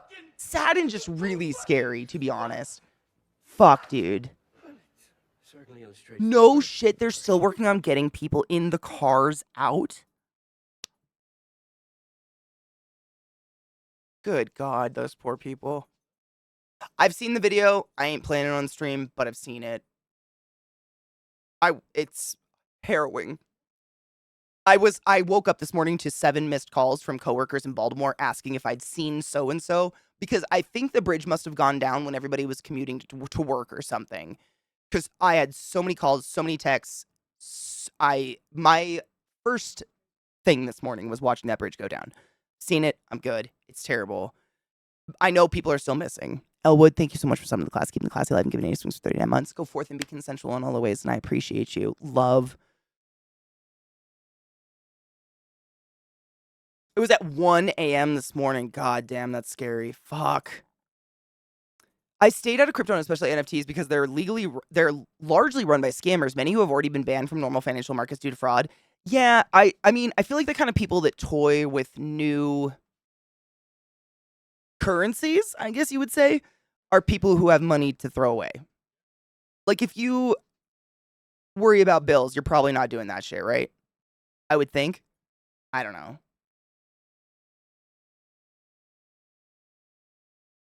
So, Tess, honestly, I think what happens a lot of the time, if you have power windows and your car goes into water, I think you lose power to your windows. It's fucking horrific. I can't even. I have a Jeep. I could tear the doors off. I'm good, but like, I'd probably still die. I don't know. I think that's it. It's fucking It's just harrowing. It's so scary. Fuck. Episode of Mythbusters where they're testing something about escaping a car that hit water was harrowing. They vowed never to do anything like that again. Yeah. It's something about the water interacting with all the electronics in your car and the pressure, especially if your windows were shut. So there's the air pressure inside and then the water outside. Like, it's. Ugh. Wouldn't wish it on the worst. Worst thing that could ever. I wouldn't wish it on anybody. We keep a window breaker within reach in the car. Honestly, it's smart. You can be, I mean, not to go dark, but like people get trapped in their car in snowstorms and stuff like that. And I've had cars where it's so cold that the power windows stopped working. Like they were frozen shut. Always good to have shit like that. Absolutely. Literally, Eliza, that's what it is. You have to wait until you hit the bottom of the car to fill before opening. And then the fill makes it so you also, like, you have to wait for the entire car to fill with water before you can get out, right? It's horrible. It's so scary. No, thank you. You can also buy tools that have a blade to cut a jammed belt. There's a kit. It has the window breaker, a blade to cut a jammed belt, something to get the airbag, right? Is it just the blade? Is it the blade? I feel like there's something there to stab the airbag, something like that. If the airbag is like pushing you into the seat, there's a kit you can get that's literally, I mean, it's not very expensive, but why not? You know, it's like get the first aid kit. Best case scenario, you don't need it. Yeah, MD it's the fucking fear of the messages on my phone this morning of people asking if I knew where so and so was, and I was just like, this is a fucking this is horrific. There are no words for it. It's just the worst thing that could ever. It's just horrible, and it seems like it's just a terrible mistake. Nah, dude, Tess, it's crazy. I feel like I don't want to like take it too personal because I might think too highly of myself. But for some reason, my channel attracts the most intelligent people. Like I could bring up the most obscure thing I know nothing about, and I would almost put money down. Someone in this channel is like, "Oh yeah, I do that for a living." Shush. Stop it. Go. Get. You don't get to be a bitch. Freddy's the nicest pup. Yeah, he's a sweetheart, and you're kind of a cunt, but I love you. Big hairy fuck.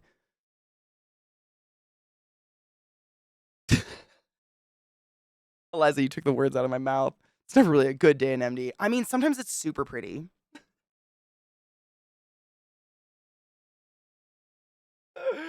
Oh, God. Pro tip, if you have one of those multi-tools, test it first. Some of them are garbage and can get you killed. Gross. Please check your multi-tools. That should be not okay. Shouldn't those be quality tested like condoms? When you drive in dangerous conditions, wear long sleeves whenever possible. I was in a crash and the airbag went off and it saved my head. Oh my God, they all went into your fucking arm?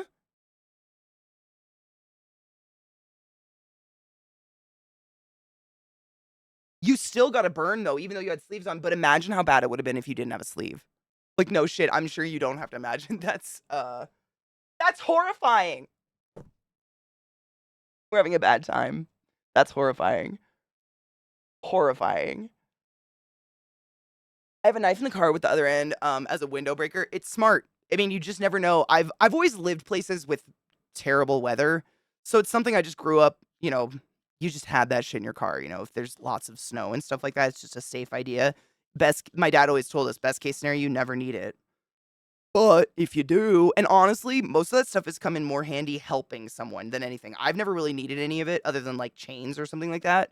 But oftentimes I have a friend who's got a little Honda Civic trying to go over a mountain pass in the middle of the winter, being like, oh my God, I'm stuck. And I'm able to help them because I have something in my car. No hate on Civics, but like, don't go over Mountain Pass in the middle of winter in a Civic, please. Right arm had to sleep on it, legs had the trousers, but you still got burned. Fuck that. Elevate the conversation. Smart people feel the space to talk. I would hope so. I mean, you guys know I've talked about this. One of my biggest insecurities, I never want to be an actually person because no one likes to talk to that person ever. It's not a pleasant experience when the person next to you is always actually. So, but there's a way to participate in a conversation and get almost the exact same message across that you wanted to say without being an actually person. Like, if someone just straight up starts talking medical misinformation, I don't actually, I'll be like, oh my God, actually, go more into detail on it or something like that. Like, I feel like a lot of people have that because at one point, someone who is probably Jealous. called us a know-it-all or an actually person just because they spit a bunch of dumb, and we were like, that's false, though. Oh, that was false. Because if you're anything like me, I don't want to spew bullshit. I welcome being corrected. Like, please, for God's sakes, if I start spewing nonsense, be like, oh, Katie, this is the actual blah, blah, blah, blah. And I'll be like, oh my God, thank you. I don't want to look like an idiot. When did it become cool to just be dumb? Like, when did that become a thing? To just, like, someone is there to inform you that they have the knowledge that maybe you were misinformed on, and you're like, nah, I'll stick with the misinformed version. What? Why would you want that? I want that. I thrive on it. Like, that's how conversation works. You know? It's not conversation if you're just a fucking echo chamber. That's not a no one's learning there. That's just circle jerk. That's a Dutch rudder. It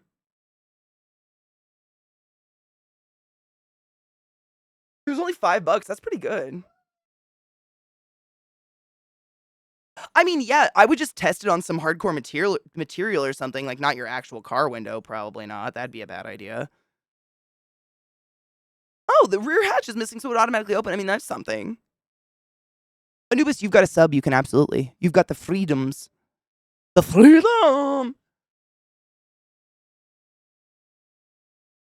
Exactly. I heard X, but not sure if it's right, 100%. And that's how I try to phrase things when I'm not 100% on the information. I try not to phrase or speak like I'm really confident on a subject, unless I absolutely am. Like, if we're talking about the heart and lungs, bitch, don't come at me. I'm confident. But like anything else, I'll be like, I'm pretty sure this is what it is. Feel free to correct me. And I truly mean feel free to correct me. I don't get offended. I welcome it. I thrive on it. Now we're friends. Because I see that as you also don't want me to sound stupid. Right?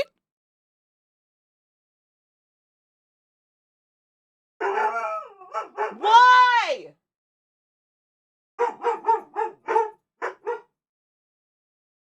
They're barking at just Zach having a good time, which happens every day. Stop! Lil, you are a shit disturber. You must stop. No. Ma'am. No. She's such a cunt. It's always while I'm streaming. Elbel, you're back from the cold north. How was it? Was it terrible bad? Was it... Ma'am! Was it so cold? The last time I was in Boston, I got burns on my face because the wind was so cold. It burned my face. It burned me. Like actual red streaks on my face that were like, it was like rug burn on my face, but from the wind, it was so bad.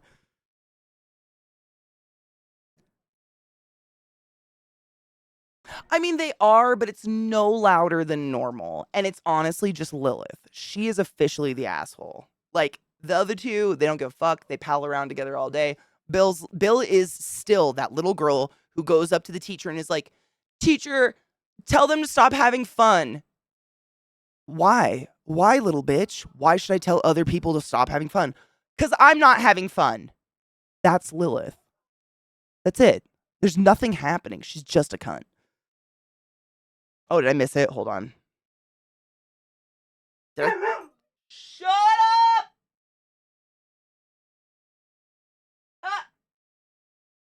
I love her so much. She's just being so dumb. Second smartest breed. Prove it! Anyways, I don't even see a link. Am I an idiot? Was it even posted? Is it me? Repost it. You're a sub. You can post it 5 times. Seriously, it just is not in my chat. It's just not there.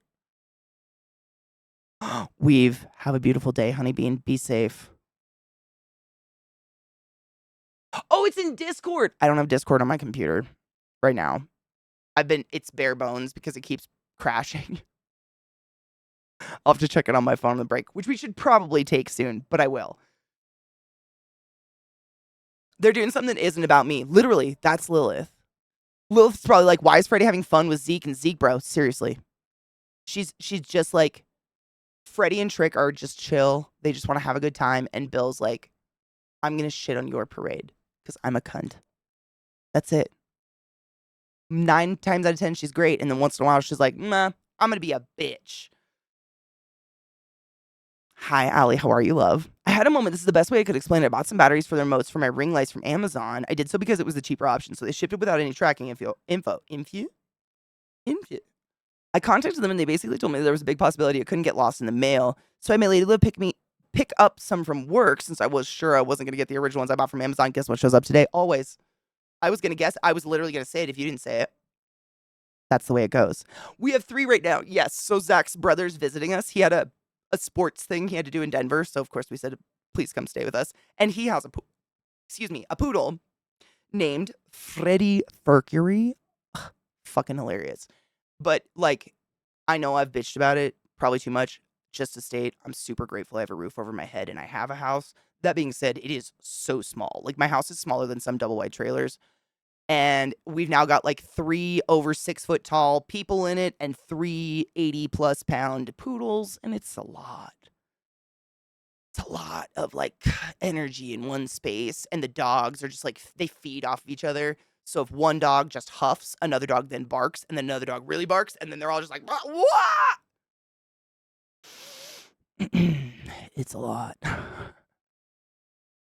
It's a lot of poodle. It's a lot of poodle. But not permanently. But honestly, Freddie is a fucking pleasure. I'd trade him.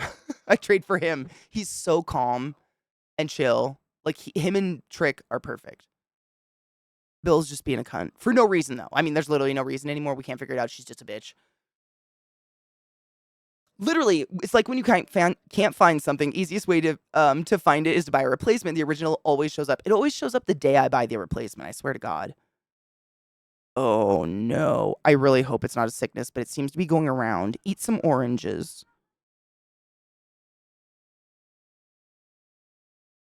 Oh, Rod, he'd have to pay for a week in Hawaii.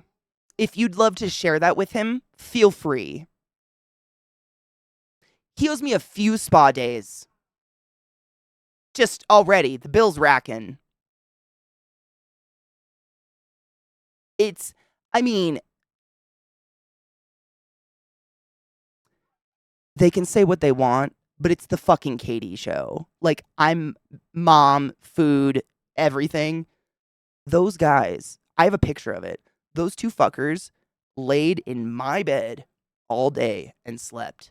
And the dogs were at my heels all day. I'm like, guys, there's literally 2 sleeping bodies in a giant California king. Why are you guys not in there with the boys? They have food. They like junk fooded out all day and just had like a napping day. No, with me. It's just me all day. It's like babysitting. And I don't know what it is. Because like, I tried to like emit like icky, like, ooh, energy. And they're like, we love that though. They literally, like, Freddie lays on my feet while I sew. So, like, they're all like, 3 poodles. It's funny. Sometimes they bark. And I'm sitting here like, I can't remember shitting alone. I can't remember what it's like. I don't remember what it's like anymore. It's too much. 2 of them are literally under my desk right now. And the other one's just barking at it. It's the fucking, it's just, and of course I'm in the like bigger part, I'm in the, whatever, the front room of the house.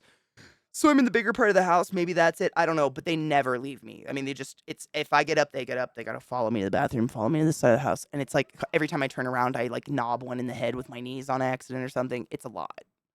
It's a lot. especially for someone like myself who I proudly thrive on being invisible. Like, I need at least 2 to 3 hours a day where no one conceives of my existence. Otherwise, I get a little murdery. Little like, "Nah, I gotta unplug a Nana or something." I need it. I fucking need it to be a human, to function. And it's just like, I haven't had it for a bit. And it's cool. Like, I'm cool with it. I can push. I can get through it. But if this was forever, I don't know if I could do it. I might have to put someone in the shed. Maybe. I love Freddie. He's sweet. He's wonderful. He is benign. I keep saying he's benign. He's just like Trick. He just like does his own thing. Wanders around. There's my boy. There's my sweet boy. Trick's being wonderful. And then there's Lilith being a fucking cunt. They're wonderful. It's just a lot. It's like, I mean, I told you guys, my alarm this morning was Freddie licking up my nose. Like, it's that until the moment I go to sleep at night. They're just up in my asshole, which I love you guys so much. But mom needs to breathe. I need to breathe. I do. I need to breathe once in a while, Bubba. I do. I know you love all this. Now Lil's gonna hump him dominantly. I love my dogs.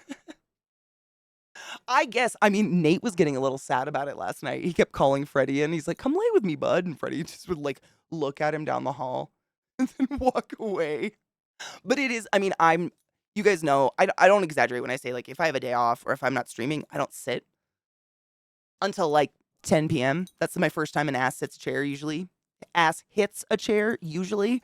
And so because I'm constantly moving and everything, like, they're like, "Ooh, what's that human up to?" And they're just always on my ass, which is fine. You're just really big and you take up a lot of space.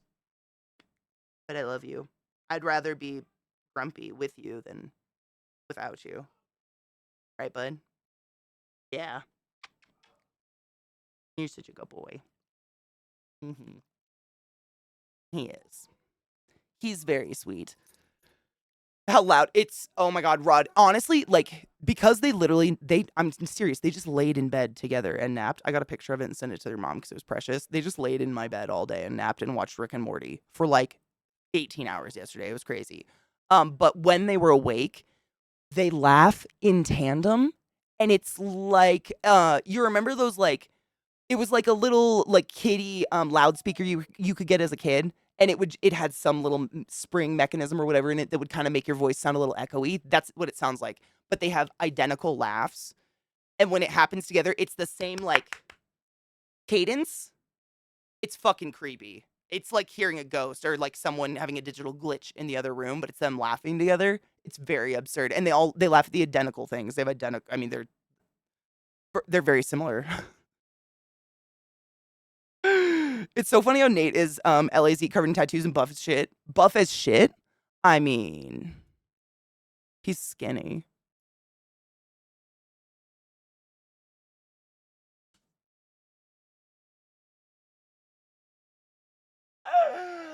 I'm a dick. Da-na-na-na. Ooh. He's got skinny big dick syndrome, you know? Like, if you lose enough body fat, of course, everybody looks muscular. But he doesn't work out or anything. He does do sports. He is covered in tattoos, though. He's got a fuck ton of tattoos. Skinny dick. You know what I'm saying? It just, it's like when you put two people together that are extreme opposites, it stands out more. But like, if I had to put my money on who could lift me quickly and get me out of a burning building, I know where my money would go. It'd go to you, bud. You'd carry me out, huh?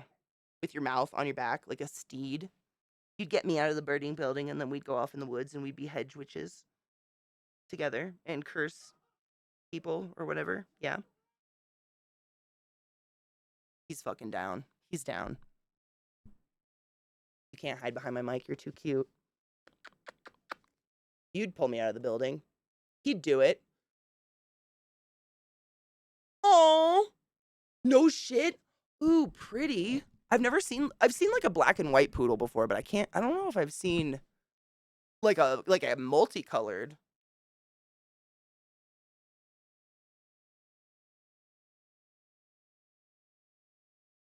Zeke's got that muscle. I mean, it's similar to mine because we're all, I mean, I think Nate's like 6'3", Zach's like 6'1", 6'2", I'm 6 foot. So we're all pretty tall. But like muscle can be very misleading because it's all stretched out. We were talking about this the other day. I'm always, my whole life has been this goal to like have some sort of muscle definition in my arms, which I cannot attain no matter what I do because I just am long and lanky. And like it shocks me. Like when Zach sometimes will just one arm pick something up and I'm like, I couldn't move that across the ground though. And I think it's just long limb syndrome. We all look like birds, but there's strength in there. It's just not visual. I've got a goal to pull someone out of a burning building?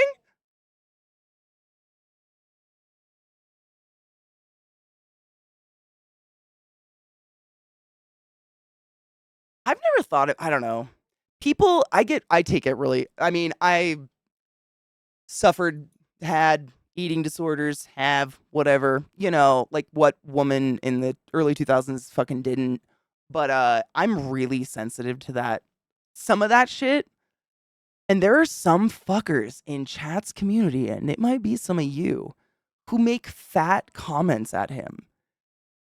And I know it's like part of his thing, like the deprecation thing between him and his chat. It's whatever. But like, I just am here to inform you. I think about ending you. Like at night, I lay in a bubble bath with a big joint. I get super high. I hotbox my bathroom. I literally stuff blankets around the corners of the door. And I think of you ending. I talk to you guys about how I get real mama bear when people harm people I love. And y'all shake it off. I've talked to Zach about it, and I tell him how mad I get. But every time I see one of those fucking comments, I'm like, I have a board-certified medical license to relieve you of life-affirming care. Be nice.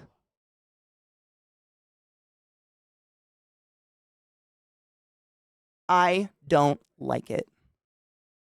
Do you just lick my boobs? Yes. Ew. Bud. The fuck? Suddenly moist. Oh, skinny big dick syndrome? I mean, it's a thing. It's literally like, I've known a lot of people who are just really, really skinny and they're like, yeah, man, I don't understand why people complain. It's so easy to get abs. I'm like, you're 2% body fat. If I couldn't see your abs, I'd be concerned. Are you fucking with me? Like, no shit. This is scientific fact. In order to have visible abdominal muscles at rest, for a assigned female at birth person, you have to be below 14% body fat. And for an assigned male at birth, I think it's around below 18% body fat. And in order for an assigned female human being, assigned female at birth, I mean, to be functionally fertile, i.e. healthy enough to ovulate, we have to be at least 18% body fat. That's just facts. That's just body facts. Liver King. Dude, and Crispy, seriously, that's my thing. You can't tell me you're witty, smart, clever if the best you can do is a chubby joke. Like, wow, how original. You're the first person to ever make fun of the not skinny guy on the internet. Ha ha ha ha ha! It's like the fucking, are you classy though? Again, with that board certified license to remove life affirming care, bitch. Stop it. Yeah, super classy. It's in the name. Punching down is ugly and it's cheap. It's so like, be clever. Be like, again, not okay, shouldn't exist, but the 9/11 Jenga thing, that was fucking clever. Horrible, should never exist, and it's not okay, but I almost boogered in public for it.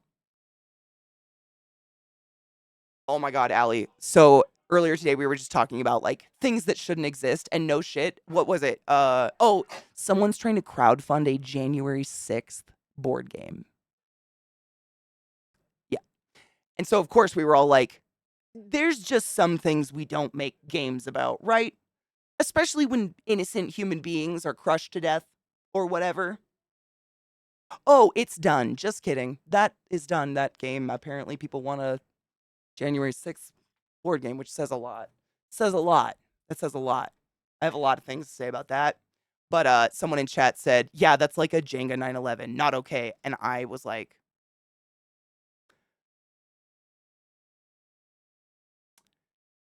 because we're friends and I got to be real here. Not okay should never exist, but that made me snort.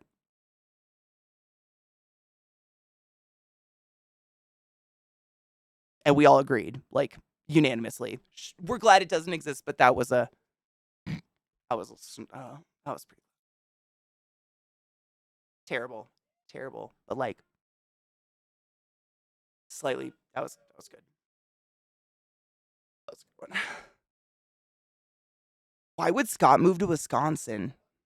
It's the most segregated state in the United States of America to this day. Fun facts. Katie knows out of nowhere. I don't like bullies, I especially don't like bullies who aren't even clever and go for the low-hanging fruit like weight or appearance. Exactly. Or, I mean, I'm sure if you're on Twitch for literally 15 minutes, you've seen it, but it's not even like they try to call themselves trolls. They don't know what trolls are. Trolls don't exist anymore. I think what happened is all the internet media people scooped up all the good trolls and hired them or asked them to be moderators. And so now they're all in cages or in basements being fed scraps or whatever. They have a litter box. Don't worry about them. They're fine. They're not real trolls. Like these cheap fucking hits, like they'll come in and just say a horrible racial slur or say something transphobic as their first thing they've ever said in chat because they're just reaction farming. I'm sad about it. It's very sad. Like in a like, oh,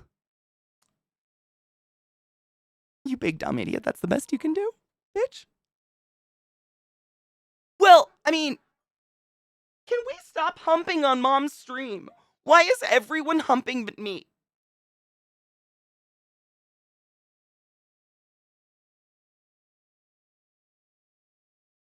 No shit. It sounds like Scott's wife's looking for new jobs. Oh my god. Wisconsin's beautiful. My dad's buried there. Weird enough. Strangely. Wow, Maureen, it's real. That's sad.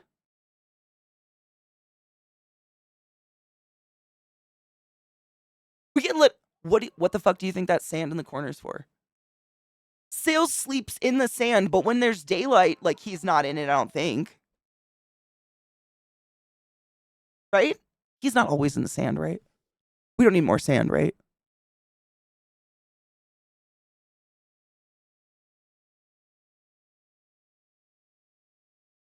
No, you do not look like Vigo. Like at all, Rod. Don't worry.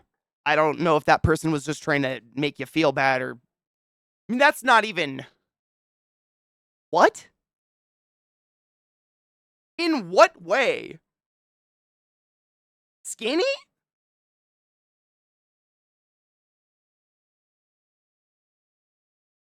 A true troll is I mean, seriously, I modded all of them. Not kidding you. Like most of my mods, either they were like regulars in chat that I modded out of emergency, or they're people that just consistently said horrible things that made me laugh. And I was like, you get it. Like the horrible things that aren't crossing those lines we don't cross. Obviously. And that's a delicate balance to keep. And it's so hard to explain that to someone when you like want to like this is where our line is. Which to me, and I think most of you, common sense. I think it's just like common sense, the line. It's like things that we wouldn't use anywhere, let alone here. Racial slurs, anti-trans bullshit, blah, blah, blah. Like, no shit. But for some reason, it has to be pointed out to a few. And I guess we're here to point it out, I guess.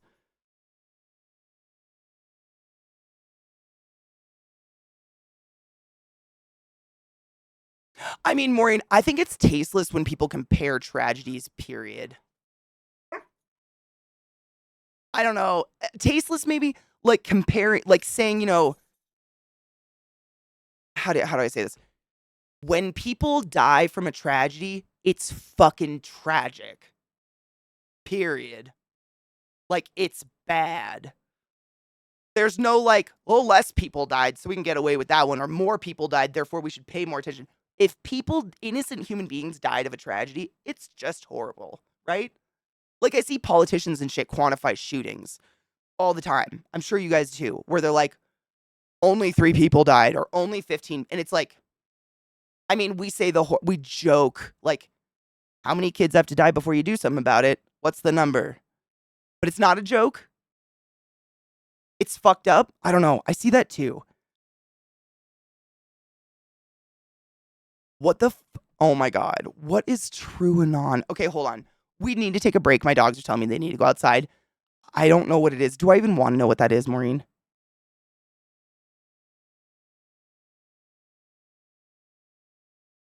I don't even, do I want to? Oh, I've never heard of that one.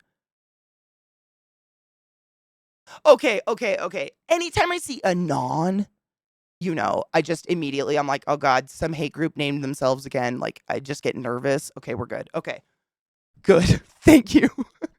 This will be a much more pleasant break. I'm going to restart this song. First break of the day, my dudes. I got to pee really bad and my dog's got to go outside. Every couple of hours, we try to take a break. I run an ad to get it the fuck out of our way so it doesn't interrupt our fun conversations about fun shit, I guess. But eventually we will be playing an actual really fun game. So, if that sounds cool, please hang out. If not, then don't. It is no sweat off my chode.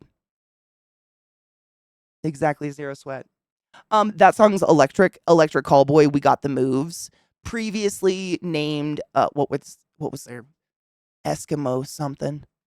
But they were like, meh, our band name's a little racially insensitive. Let's name it something different. So they went with Electric Callboy. We Got the Moves. It's a fabulous song. I'm restarting it. Oh, it was Eskimo Callboy. That's what it was. Thank you. And good for them. They owned up to something that offended some people, and they were like, you know what? We don't want to offend anybody. Let's change our name. I love that. I'll be right back. Human beings can just, hey, we made a mistake and we're sorry. Here's a new name. I love it. I think more people should I think we should make that more, like, that's good. You know? Like, I don't know.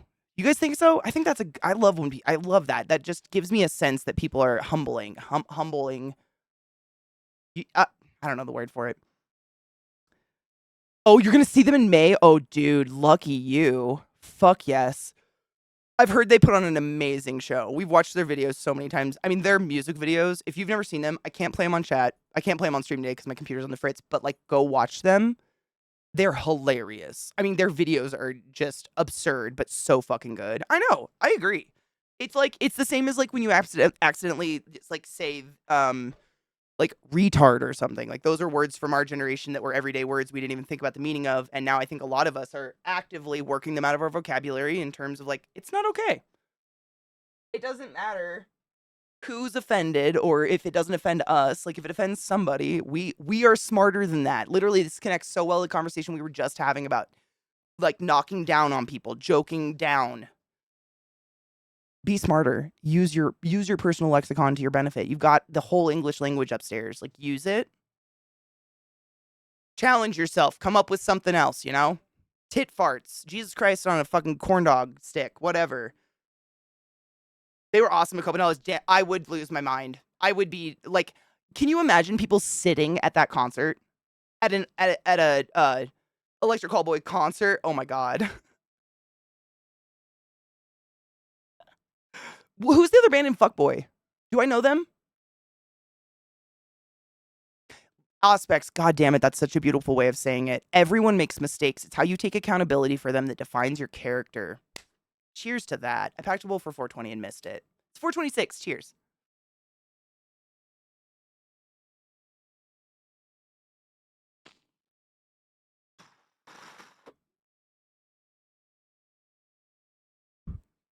Conquer and Divide. I do know them. Yes. They're fantastic. Yeah, it's that Aspects. That's beautifully said. I couldn't agree more. It's so normal it's human, right? To make mistakes. I mean, we talked about this last week, but watching shows from my childhood, or not even my childhood, not even that long ago, shows from the early 2000s and stuff where they use words like tranny super normally. Like it's not used, they don't use it as a slur. It's absolutely not okay, but you know what I mean? Just language has changed. You just acknowledge it and don't be that way anymore. Like, I mean, I'm sure most of us, if not all of us, have the kind of parents that at one point in their life, if not still, did it's just my generation or it's just their generation, excusing your grandparents or excusing another relative for the reason they, use racial slurs and something like that. And it's like, the older I get, the more I find that bullshit. Like, I said a lot of terrible words probably as a youth that I don't say today. I've actively chosen not to use that language anymore because I try to take the path of least harm. I don't want people to feel like shit when they're around me unless they're shitty people. You know what I mean? Oh my god, they're already sold out. I believe it. Dude, they'd sell out so fast. They've been around for a bit though. Lacuna Coil are going on the UK tour. A video we can't watch on stream, but it's in my bank of videos we will watch when I fix this computer. The charismatic voice reacted. I think not Lacuna Coil. Who does she react to? She reacts to an amazing female singer I just saw this morning. Who was it? Help. You guys have probably already seen it. I haven't watched it yet. I'm saving these to watch together. It's just, Culture is so far away from being really on top of knowing the nuances of Eskimo. When they were made aware, they rectified their mistake. 10 out of 10. I agree. It's very similar or comparable to please excuse me, Gypsy. I mean, I know people with that in their username. Fucking Stevie Nicks has a song called that. Fucking Gypsy Rose. That people are named Gypsy, and it's like it's always been offensive to the Romani people. It's just they didn't have a platform that was, the internet to be like, hey, world, like, that's a slur against us. Could you not? And I'm not Romani. Do I have any, like, associations with that? Does it hurt my feelings? No. Am I going to go forth and use the word? Fuck no. I'm going to try not to. Like, why? There's no like, the only way I ever use that word I can think of, we moved a lot as kids, and I remember my mom describing it as gypsy-like. Nomadic. Boom. We've already got a new word. There, nomadic. You did it. Like, we're never stuck. And that's where I don't understand people that are like, well, it's of their generation. They can't stop. Blah, blah, blah. There's so many words. So many words out there, We can do this. We can do this together. Yeah, it was always offensive. Yeah. And people like I've heard people, and I'm sure you have too, Viata. People will act like it's a new, like, well, now they're mad. Really? Were you picking up the phone to Eastern Europe to find some nomadic Romani people to ask? I have a ton of family like that. Like, a lot of my family, bless them, they're just like they're very redneck. And I don't mean like I grew up that way. It's not a terrible thing, but they kind of stick to it like it's a badge of honor to be ignorant hill people. And I just don't like, you can be proud about things that don't hurt other people that have to do with being a redneck and white trash. I guess. Does it have to be the ugly stuff?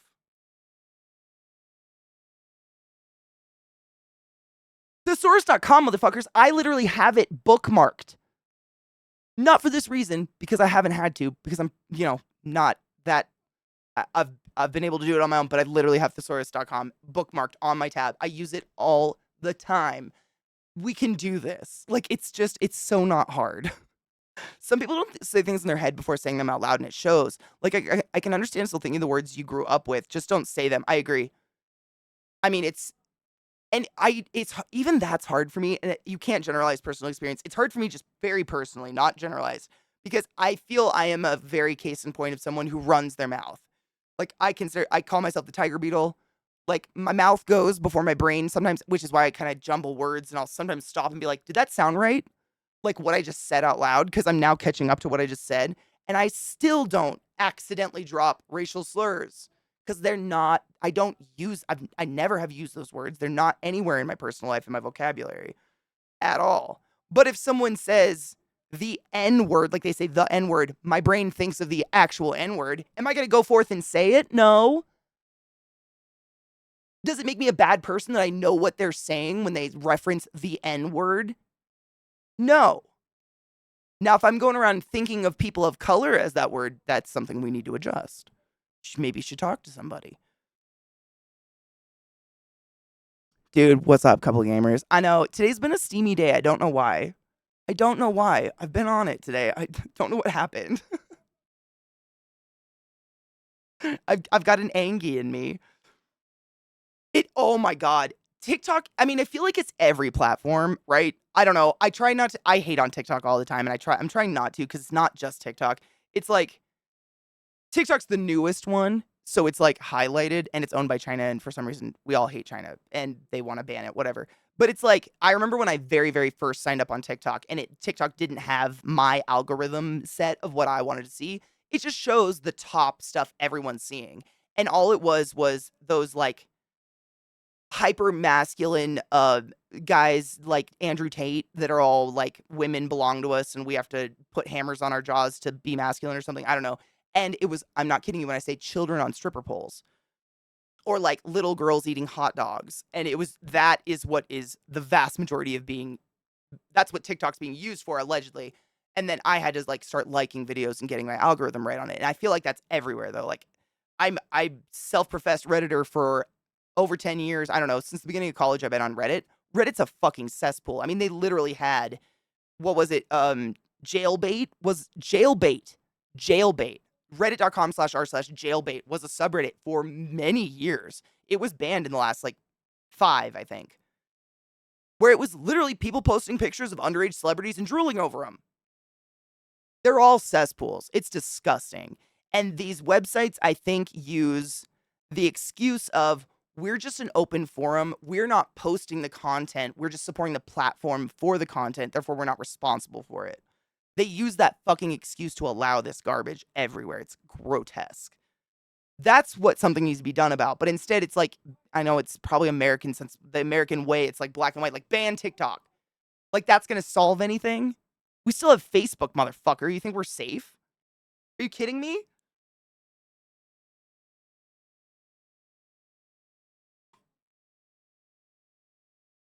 There's a style of rings really popular back in the day called gypsy rings, and I can't for the life of me find if there's a new term for the style of ring. Isn't that the worst? I know. I've looked for stuff like that too. Wife beaters. You know exactly what I talk about when I say that. I hope to God you didn't think of someone beating their wife. You're thinking of that white tank top that like everyone wore forever under everything. Like you either wore that with your pants below your butt cheeks or you wore that under a shirt. No shit. Someone in chat gave me a new word for these. It's wife pleasers. Was it wife pleasers? We now call them wife pleasers. We're changing the game because I just don't know what else to call them. Like, there's no way to perfectly, like, in one word, get across to you the type of tank top I am talking about. So, wife pleasers. That's what we're going with now. Because I can't, why the fuck, when was, I mean, that was, like, it was anyone, your nana would be like, oh yeah, it's a wife beater. You didn't even think about what the fuck was coming out of your mouth. It was just the name of a type of tank top undershirt. They're called A-lines? Really? Like the ribbed white tank tops. A-lines. Interesting. I would always think of like an A-line skirt.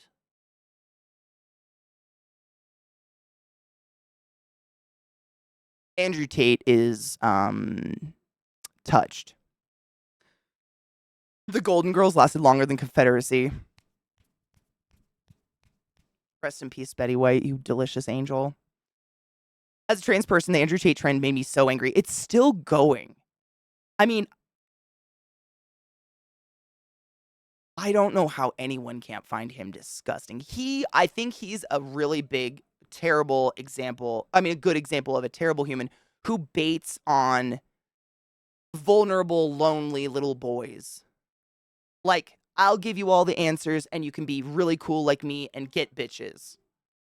And I remember being young like that. I mean, we were just talking about this last week. Like, I was definitely part of the crew of like goth kids that hung out outside at lunch in a corner and pierced themselves and whatever. But I was so lonely. So, like, that was the group that accepted me because they'll accept anybody. And it's another level of that.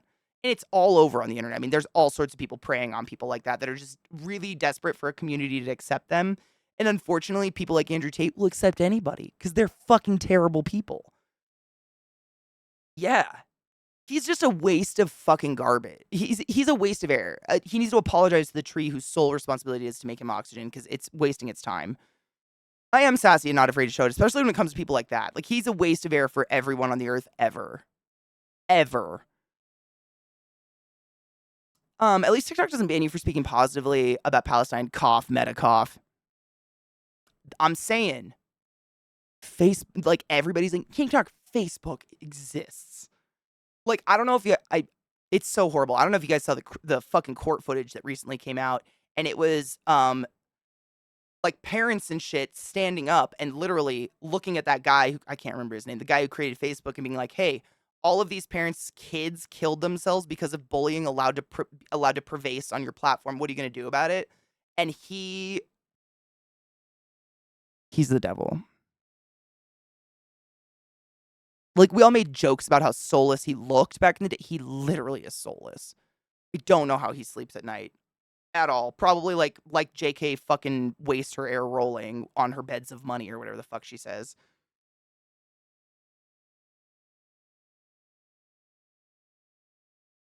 Yeah, if it's even questionable, I wouldn't. Don't risk yourself. The MOA is about trope, having a black person handle the emotional growth of white people, like in The Legend of Bagger Vance or Driving Miss Daisy. Oh, yeah, it's terrible. Yeah, yeah. He preys on men who want father figures and think he's the pinnacle of masculine. Yes, very much so. Very, very much so. And it's so sad because, I mean, it's like, I just hope to fuck people don't find his, I mean, I think he's been rearrested, right? He's back in custody or something. Zuckerberg, that's the soulless fuck. Thank you, that guy. That guy.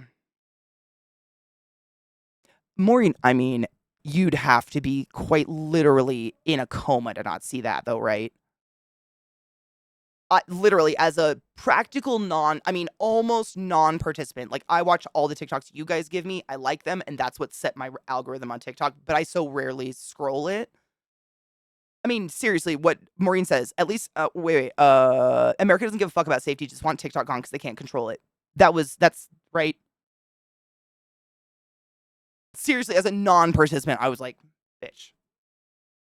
Mods, what? Hi, Mayo, love, how are you? I thought something happened. I was like, oh, shit. What? About the next Benedict, you're not even allowed to say their name on TikTok anymore? What? Yeah, he teaches sad, lonely men to be toxic, and it works because it's easier than being a decent person. Being a decent person, I mean, like, it's weird to me because they'll buy into the mentality that being this shitty, hyper-masculine, hit yourself with a hammer so your bones grow bigger or whatever, is the fast track to getting pussy or whatever. But they won't buy into being a decent person is maybe also is the fast track to, like, they only buy into that side of it, or is just no one's selling the decent person side. Or maybe they're not, maybe there's no decent people out there like, hey, if you just follow this recipe, you'll get pussy. Because, like, what decent person would? What? I love pussy, but, like, what? Right? No, I have no idea how he ended up back in jail, but I knew he did. Dude, right, Mayo. I mean, it's clearly, that's literally what they're saying, right? They're like, we're banning TikTok unless they're trying to get the Chinese owners to sell it to someone in America. That's quite literally what they said. Correct me if I'm wrong, right? If you don't sell it to an American, we're banning it. Period. Which, when was the last time an American owning a company guaranteed safety? Zuckerfuck. Amongst, what? None of that says safety in any way, shape, or form. Like, you don't have to be, like, you don't have to fucking have any sort of degree to see that, or even know what the fuck TikTok is. That's so clear. It's like taking away women's reproductive rights, and then, like, doing exactly zero to assist babies and children who don't have parents and whatever. It's clear control over a body, control over something, not actually giving any fucks about the product of that thing. I.e. the baby out of my puss. You know? Right?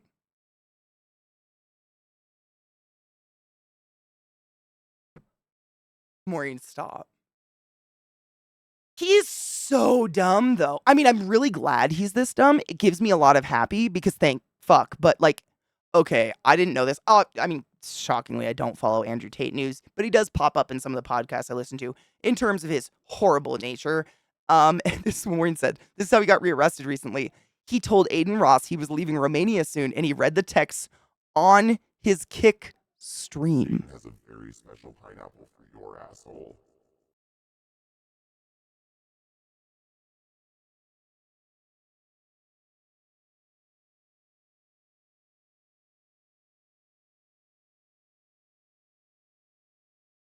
There are no fucking words. I think they said American. That's what I was saying. Correct me if I'm wrong on that. But I'm pretty sure they said it has to be owned by an it has to be an American company. They're trying to force sell it. That's what they're like threatening them or whatever. Right, Mayo? Exactly. All social media is a problem. That was the point I was exactly trying to make.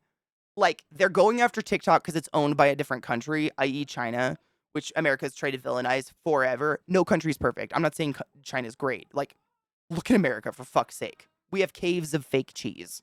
That's neither here nor there. Anyways, all social media has icky, dark. I mean, Twitch does. I guarantee there's probably at least 100 people on Twitch right now openly talking racistly, but they're too small or unnoticeable, or their audience supports them completely, so no one's there to report it. Any corner of the internet where people are just allowed to have a platform to say whatever the fuck they want and believe free speech means they can say whatever the fuck they want, which that's not what it means, it's gonna be there. I don't know who's buying into this. If it's owned by America, it's going to be great.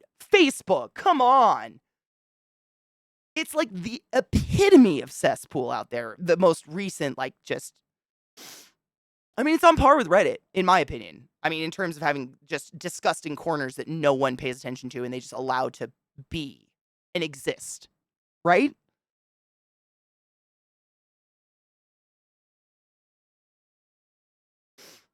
Saronlin, by the way, thank you so much for resetting the class, keeping the class alive and giving it for so many months. I fucking appreciate you. Cheers, Sunny Bean. Oh, wow. That's fucking hilarious.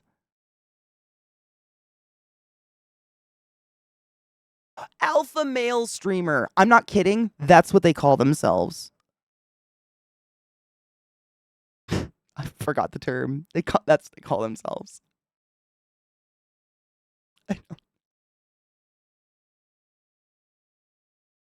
What do we do? It's so scary, and it's such a difficult conversation, right? Because I think most of us here are adults who have lived quite a life. And I mean, social media aside, there are dark people and dark corners of the world. And I feel like it's really irresponsible of us to instill in kids or anyone or try to believe that there's anywhere that's pure or whatever that's defined by, that there's anywhere where you can just be like, I don't want to say safe, but I think we need to always have our eyes open, our ears open, listen to our gut, be aware of our surroundings, and never fall into that false security state, because that's how you get sucked into shit. But that's been forevers. Like, that's how people get sucked into religion, and religion's been around far before social media. Religion's like kind of the original social media. A little bit. It's the original gossip train cesspool of, like, bullshit. Not all religion, but like most established religion. It's everywhere. It's all the time. I think it's smart. I think it's more better. It's more better to just fucking be aware of it and always be conscious that there's the potential for it, so you don't stumble into it on accident. And maybe, like, for instance, if you just said there's one social media that's safe, you don't want anyone, especially a young moldable mind, to go into there with that mindset and then suddenly get fed stuff that website's deemed safe, i.e. 3-year-olds sexually sucking on hot dogs, TikTok, that are run by their mothers who claim that it's totally above board and that the millions of grown men bookmarking and saving this video and videoing it with a picture of themselves licking their lips sensually is in no way, shape, or form sexual or against the TOS. That's a fucking problem. And I don't want that to be normalized in little minds. Shit like that. Like, when I was young, I saw, like, we were if you're anywhere near my age, you know, like we were the wild, wild west. I don't even know what's worse than the wild west. The wild, wild west of the internet when it was like you could truly just stumble across Pain Olympics, which I did at a way too young of age. I probably shouldn't have seen that. Fucking, I think the only reason I was not destroyed from it is I grew up in a medical family with like my mom bringing home organs from work and stuff. So I was not completely unfamiliar with the mutilation of body parts, but like it's everywhere. It's kind of like, remember when the internet first became a thing and like websites where you could like MySpace. It was kind of before social media, even the term was like a thing, but it was like websites you could sign up on and talk to people. I remember my parents, definitely, it's like everyone on the internet was a rapist, a murderer, and was going to come to our house, feed me candy, take me away in a van, and sell me to Mexico in the sex trade. Every single person on the internet. And actually, psychological reports came out that there were a lot of people my age and younger who started developing like a psychosis where the internet's the devil, but everyone in real life is safe. Because we're so binary, you can't just give us a finite kind of opinion like that. Our brains will start to work out all the other things around that finite opinion. So when you say like X is evil, we're going to look at everything around it and go, how come none of these are evil? And we'll figure it out whether it's right or wrong. We're problem solvers by nature, humans. And I don't like, you know, it's kind of terrifying.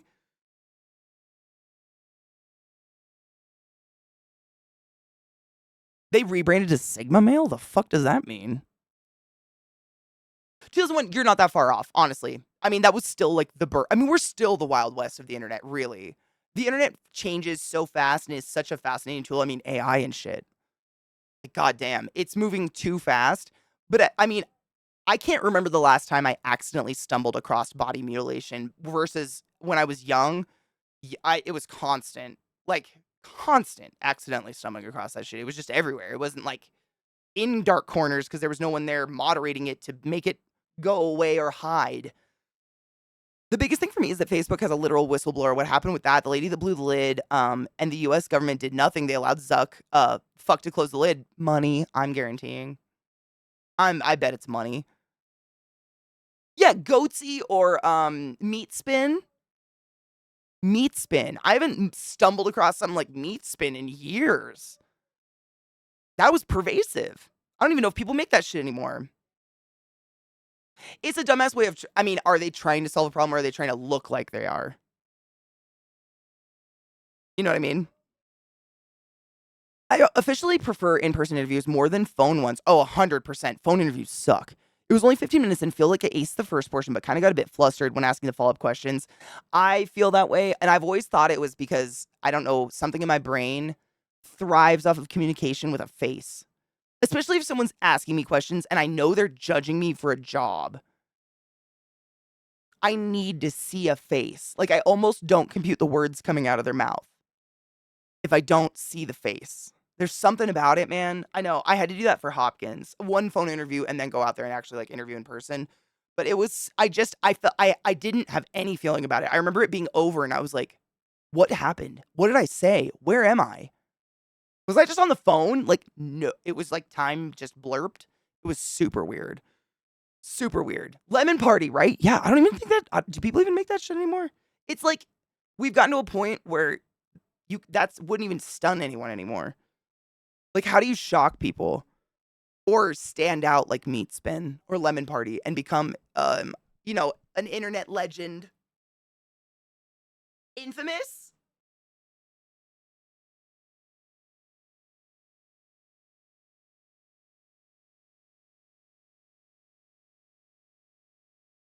Nope. And I truly think that came down to money. I think they looked at the problem that was becoming social media and they saw advertising. Eyes and advertising. Unfortunately, and America, I mean, I think the world, but can only speak to America, is definitely run off of money. Like, you can get away with anything, you can do anything if you've got enough money. Like, there's a Fucking what the fucking fuck? Who the fuck? Fuck this fucking. hi Tony time bleep. Fuck. Well, it certainly illustrates the diversity of the word. I hope you're doing well, love. Thank you for the resub. That's a lot of months, dude. Ouch. I'm sure it was. Honestly, what I was told by my boss, because I asked him about it later, he said the phone interview is usually just to make sure you're a real person. Like that's almost like someone just calling you to set up an interview. It's like, yeah, you're a human. You're not AI or whatever. It is. It's really hard to read somebody and just figure out, like, I get a lot out of a conversation by people's body language and their facial expressions and stuff. Maybe that's a trauma response. I have no idea. But I do, and when I'm lacking it, I find it really hard to focus on the words because it's like my brain's searching for a face that I can't find. Like, I'm searching for the context. I'm searching for what else is there that's not there. I don't It's really weird. Phone screens, before in-person interviews are common because of the cost of doing each. 100%, yeah. Plus, with how much interest they got, Jesus, it's probably better than trying to do an in-person for each of it. Exactly. Especially, there's probably a lot of people that travel long ways. I mean, goddamn, I had to fly across the country. Meta's broken promises, systemic, Katie. You've got this. Systemic censorship of Palestine content on Instagram and Facebook, 100%. They are 100% censoring. It's not even. It's more than censorship. What is it? It's they're deleting. I mean, they're acting like it's not real, and that they didn't do this. Oh, they did an Enshrouded update. No shit. What did they improve? Do you know if they have like an official release date or whatever?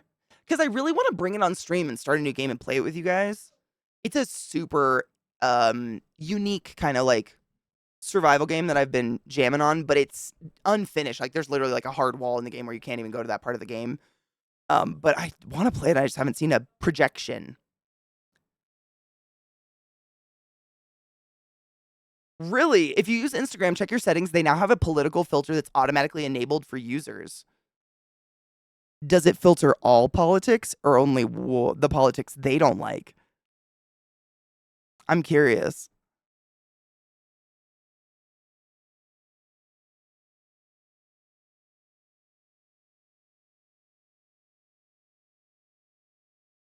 No shit, improved support for oh god, stack splitting backpacks and chests. That'll be fucking nice. Size split stacks can now be selected freely. Content of magical chests can now be used in crafting stations. Thank fuck. The loot menu has been reworked to allow faster and more convenient collection of loot. Nice. Items can now be crafted in stacks. That'll be fucking nice. I'm gonna save that. Thank you. Yeah, social media. I mean, the only thing I would say I guess I'd be guilty of or whatever is that I become aware of something happening because of social media. But then unless it's someone posting an article or something from a trusted site, I then go look for the best unbiased, thing I can possibly find on it or more information. But I mean, there's a lot of things in the world I wouldn't even know happened if it wasn't for social media. Because I don't watch the news. I didn't have TV as a kid, so we didn't grow up with like morning news or anything like that. The concept of it is so fucking weird. That is an emotional roller coaster I don't want to sign up for. News, like TV news, is so weird. Just like literally, yes, it gives me Valheim vibes so hard, but a little bit better. Just in terms of super small things, I wouldn't say better. Things that for me, like personal gripes I have about building games and stuff, they've improved upon, in my opinion. I don't know how to put that. There's no perfect game, but Enshrouded is super fun. It's been fun.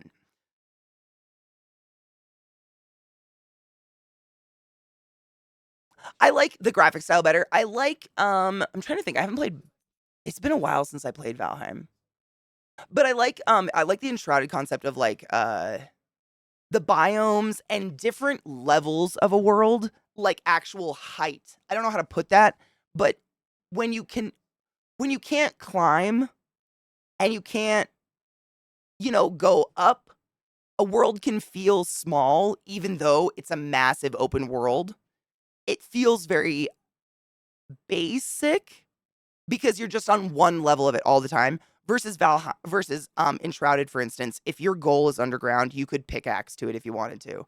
You don't have to find the entrance to a mine. It'll take you forever, but you could pickaxe down.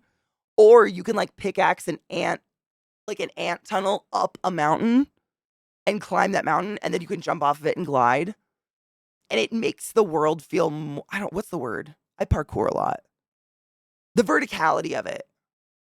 It makes the world feel bigger, even though it's probably not. I don't know how to put that though. What would be a word for that? But I like it. I like that I feel less like strong-armed into playing a certain way. You know, if I get like I've told you guys that I've quit like Vampire. I quit Vampire because it gave me a quest marker, but not at the entrance to the sewer wherever this quest was. I spent 6 hours running in circles trying to find the entrance. Finally said fuck it and went uninstalled. This game, if I spend 30 minutes trying to find the entrance, I just go make myself 7 pickaxes and set to work. I literally pin the button down with my ass and I paint my nails and just start pickaxing directly down into the world. And you can. You might die, but you can. And I love that a lot. Like a lot. That shit is just. I want to play it the way you want me to play it. Sometimes you make it difficult, so just let me pickaxe through the world. Just let me go. Let me do it. I love that part. Just like Valium, yeah. Looks like the setting is only available on mobile. It's content preferences. It defines political content as political content is likely to mention governments, elections. Oh, so probably news then. Or social topics that affect a group of people and or society at large. So news. Good. I'll unclick that. Thank you. That's fucked. Valheim was really good. Yeah. But true. I honestly, I never felt Valheim was rough, personally. But it was so unique that when I started playing it, I was just enthralled. Like, it could have been rougher than it was, and I probably still would have just fallen in love with it so fast, because it was what I wanted. I wanted that, like, open world, kind of displaced lore that's all over the place that you kind of have to search out, but options to do other things if I want to, like, just focus on building for 3 hours or whatever, or crafting or something. I like having more than one thing to do in a game, versus, like, linear gameplay that forces you one direction constantly. What you're describing, I know what you mean. It's like you see your locked door, but you have magic, and I can probably break it, but they won't let you because, yep, they want the one key, and you're lucky if you leveled up the lockpicking scale. Exactly. Yep. That so hard, yes. Oh my god. Guess what this game doesn't do? That. If you don't have a lockpick, you can just crush the chest. You might not have a pickaxe strong enough, but if you do, you can literally just crush it. It's great. You can crush anything, and you can, like, harvest practically everything in the game. There's almost nothing that I can think of that's, like, an unharvestable or non-useful thing in some aspect, and I love that. Like, everything is useful. They have, I mean, no shit, that I'm just talking Enshrouded. I don't even know the total because I haven't, like, gotten to the end of the available content yet, but there's so many building material options, I've run out of screen space. And it's not like any of them are better than the others, they just look different. Which I love. That's it. Like, do you want to make a forge that's all copper walls and, like, steel pillars? Go for it. You're gonna have to harvest all the iron in the fucking world, but do it. Like, enjoy. But I love that. I love that it's not, welp, you have to do the wood crafting now, and you have to do the whatever, copper crafting, and then the bronze crafting, and then you have to do, you don't have to do it, any of it. You could keep a wood house forever. There's no, like, mobs, like, in Valheim that are going to come ruin your house or touch you. Your house is just your house, your house. It's fine. It's never going to be touched. You can go back to it and craft at it whenever you want and just fuck with it, or not. Just run away from it. That, I just love that. They've taken away, like, I understand how, like, some stuff like that might be fun to some people, but when it's a game where I'm on the other side of the world questing and I'm in the middle of it, I'm in the middle of a dungeon, and suddenly a little text comes across and it's like, some god decided they're going to send all the goblins in the world to your house and destroy it. You going to pour it out of the dungeon? It's like someone disrupting flow. Have you ever been in the middle of a project and someone comes over and just insists on talking to you? And you do it, you're fine, but there's part of you that just, like, goes a little like, It's that. It's disrupting the flow of what I'm wanting to do, and it's the game pushing me to play it the way it wants me to play. which is, I guess, fine. But when there's no point and there's no benefit, like you don't get anything. Literally, the more mobs that attack your house in Valheim, the bigger and worse they get. That's it. It's like you're punished for leveling up. Seems a little fucked up to me. I love an open world game. Seriously, I liked Pal World as well. Pal World was just like a little janky. It's rough. It's still a little rough. I think they'll do better with it. It's a little rough. There's like super annoying shit. I just stuck. Pal's getting stuck. I wasted so much time. But it's like they had a really good way of doing this as well, where it's like you have all these quests. It's an open world, right? So as much of the world you've explored, you get quests popping up all over the place, different places you've explored, whatever. You can go do that as much as you want. And like at a certain point, I kind of get bored or whatever. I'm just like, I don't really feel like killing things anymore. Instead of, oh, what other game am I going to play? I can just go home and start crafting all the stuff I unlocked while I was out questing and just start taking care of my pals and maybe fixing up my house and doodle dabbing and moving shit around and whatever. And then by the time I'm done bored with that, now I can go battle some more. And I just feel like it's a better balance, and I'm not just like grinding against a one brick wall with my forehead over and over and over again to accomplish bullshit. You know? Oh, I'm sure they are. Pal World is far too good to not. It's seriously, it's the most, like, not really, I don't know, not like game altering janky shit, but I'm sure if you've played, you know, like your pals at your base are getting stuck for no fucking reason, constantly starving to death and then getting depressed and angry. Constantly. So it's similar to the Valheim mobs in that, like, say I go out questing for a couple hours, I come home, half my pals are dead, depressed, or want to kill me. Because they got stuck on nothing. I mean, literally, I'm saying actually nothing. Like, they'll just walk to the edge of your property and now they're stuck. And they can't move, so they can't eat or do anything and they just die. That shit. I know it's just a game, but it makes me feel like shit. I don't like that. But it's easy stuff to fix. Like I was saying, like a lot of the pals, similar to like Pokemon, they're dragon size. And the allotment of property that they let you like have to build on could support 2 of those, maybe. So if you have one of those and then a bunch of little ones, they'll get stuck on each other, or like, you know what I'm saying? Like there's no I don't know the words for like graphic design, like design of games, but like the pals don't have the intelligence when they bump up against something that's 1 inch above the ground they're on to step up. They just and then die forever. That's where they die now. They don't turn around. They're just dead. Shit like that I know is something that's absolutely, it's like quality of life. Stupid little stuff. It's not game breaking by any means, but it's pathing issues. Would that be a term for it? Yeah. And it's nothing. I get frustrated very personally because I can't do anything about it. Like you could, I wasted a lot of time before I realized you can't do anything about it. Picking up my pal base, destroying 30 hours of pal base work, putting it in an open field where there's no trees, no nothing to get stuck on, building nothing, putting the pals out and waiting. They all got stuck and died. They will get stuck and die no matter what, even if you don't build. And that kind of shit, it's just like, my brain's like, why can't I fix that? What am I doing wrong? You're not doing anything wrong. It's just janky still. Shit like that bothers me. And Shrouded's got it too. All games do that stuff. Right. That's the what is it? The downside and perks to playing a game in early release. It's nothing worse than in my opinion, nothing worse than a Bethesda game with like, ferns clipping through walls all the time. It's not game breaking, it's just like annoying.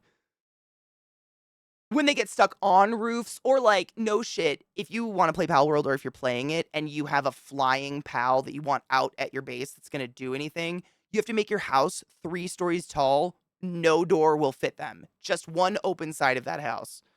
If you put a wall up, they will get stuck on it. They will find it and die on it. And it's just like, once they're dead and depressed, you have to put them back into your pal base and wait X amount of time for them to heal their emotions or whatever. And sometimes they end up with a permanent ailment that then you have to harvest a bunch of resources for and craft 1 syringe that takes 30 minutes of just holding a button down at a crafting table. Otherwise, that pal's just depressed for the rest of its life.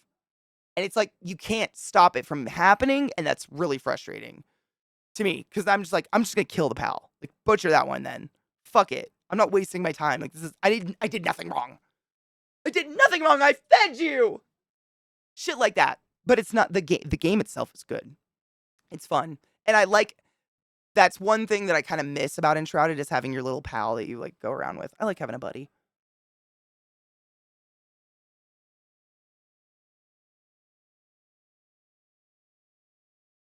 They have Roomba Brain. Oh my God. Dawn, get out. That's so perfect.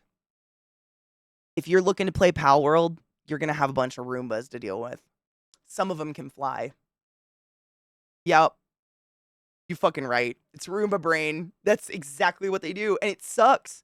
Because it's really fun when they function. When, like, you're watching your pals go around and craft and eat and sleep and just, like, it's like The Sims kind of. You're just watching them do their thing and be happy. But then they suddenly get depressed and die and you didn't do anything wrong. Just, that was my favorite pal. You know, it's irritating.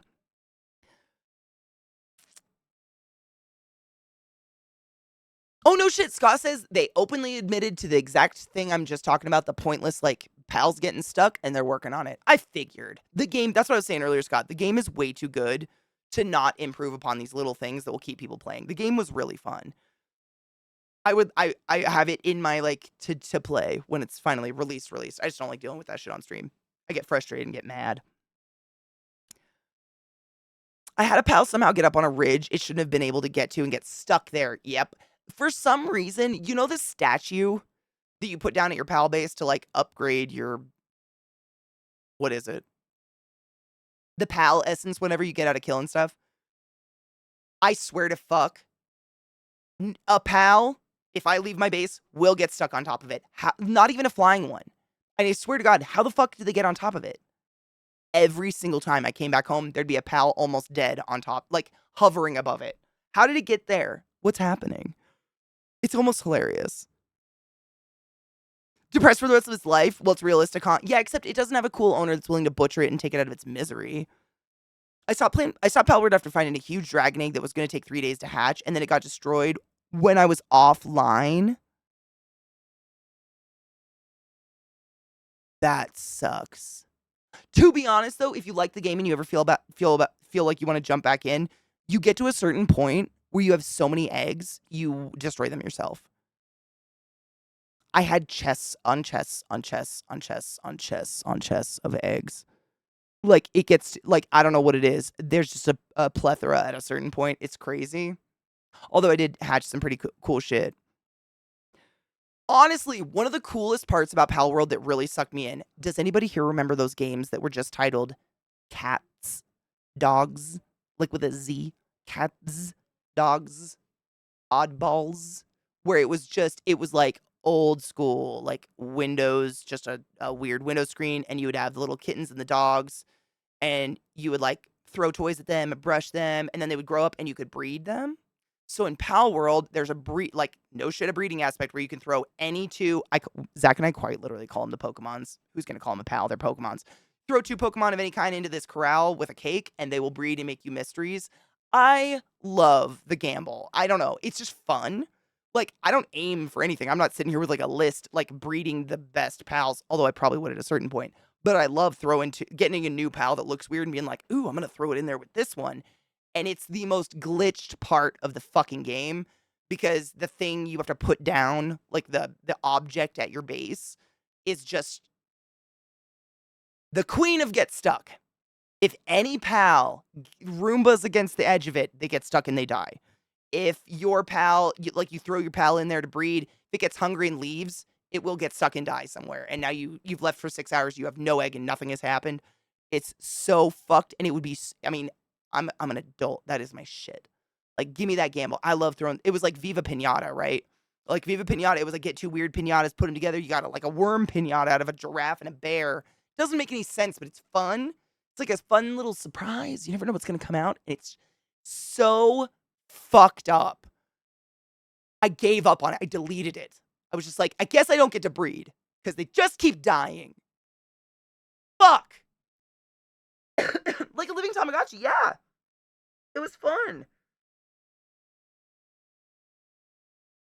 I never got an egg that took days. I mean, a day in the game, I had one that took like 24 hours in the game. But most of the eggs, if you put them like the eggs from a hot world, put them near a fire, put them near one of your heaters, they'd hatch in. I mean, I'd just go off and do some missions for a while, and it'd be ready by the time I got back. I never had one that was like so like, damn. But I mean, I haven't played in a while. They might have updated it a lot.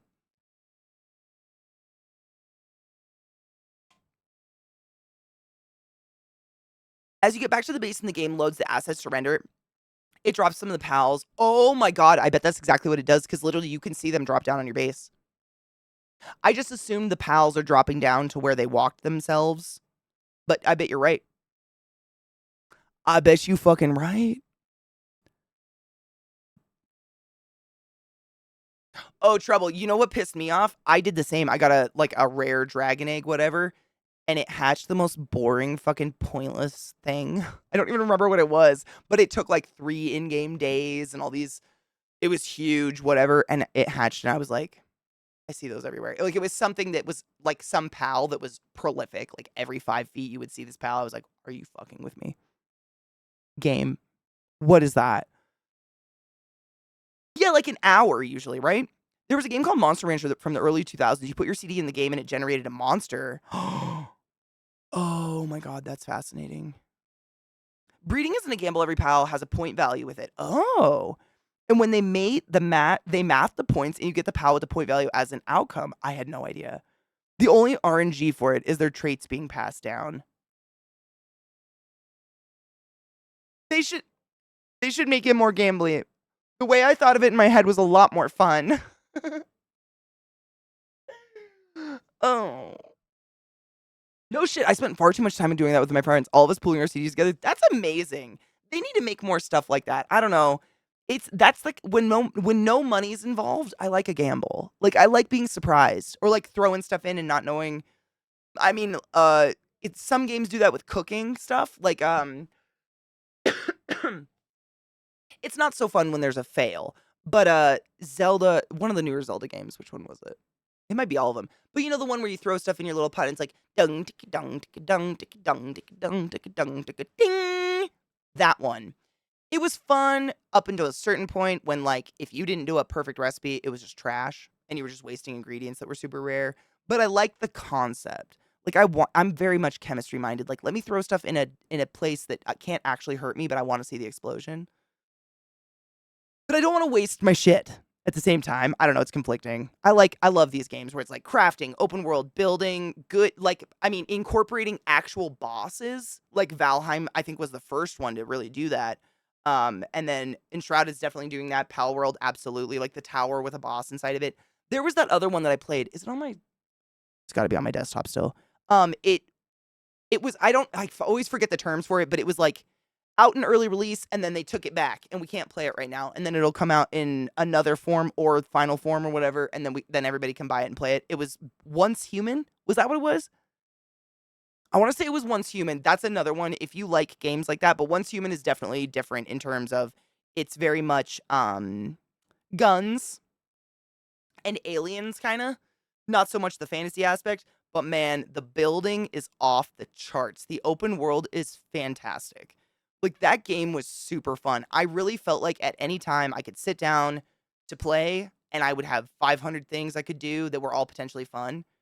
It never felt grindy ever. It just felt like it felt like what I wanted MMOs to be, where you could just sit down and have content to do and not really stress out and just like chill for a minute. Me too, dude.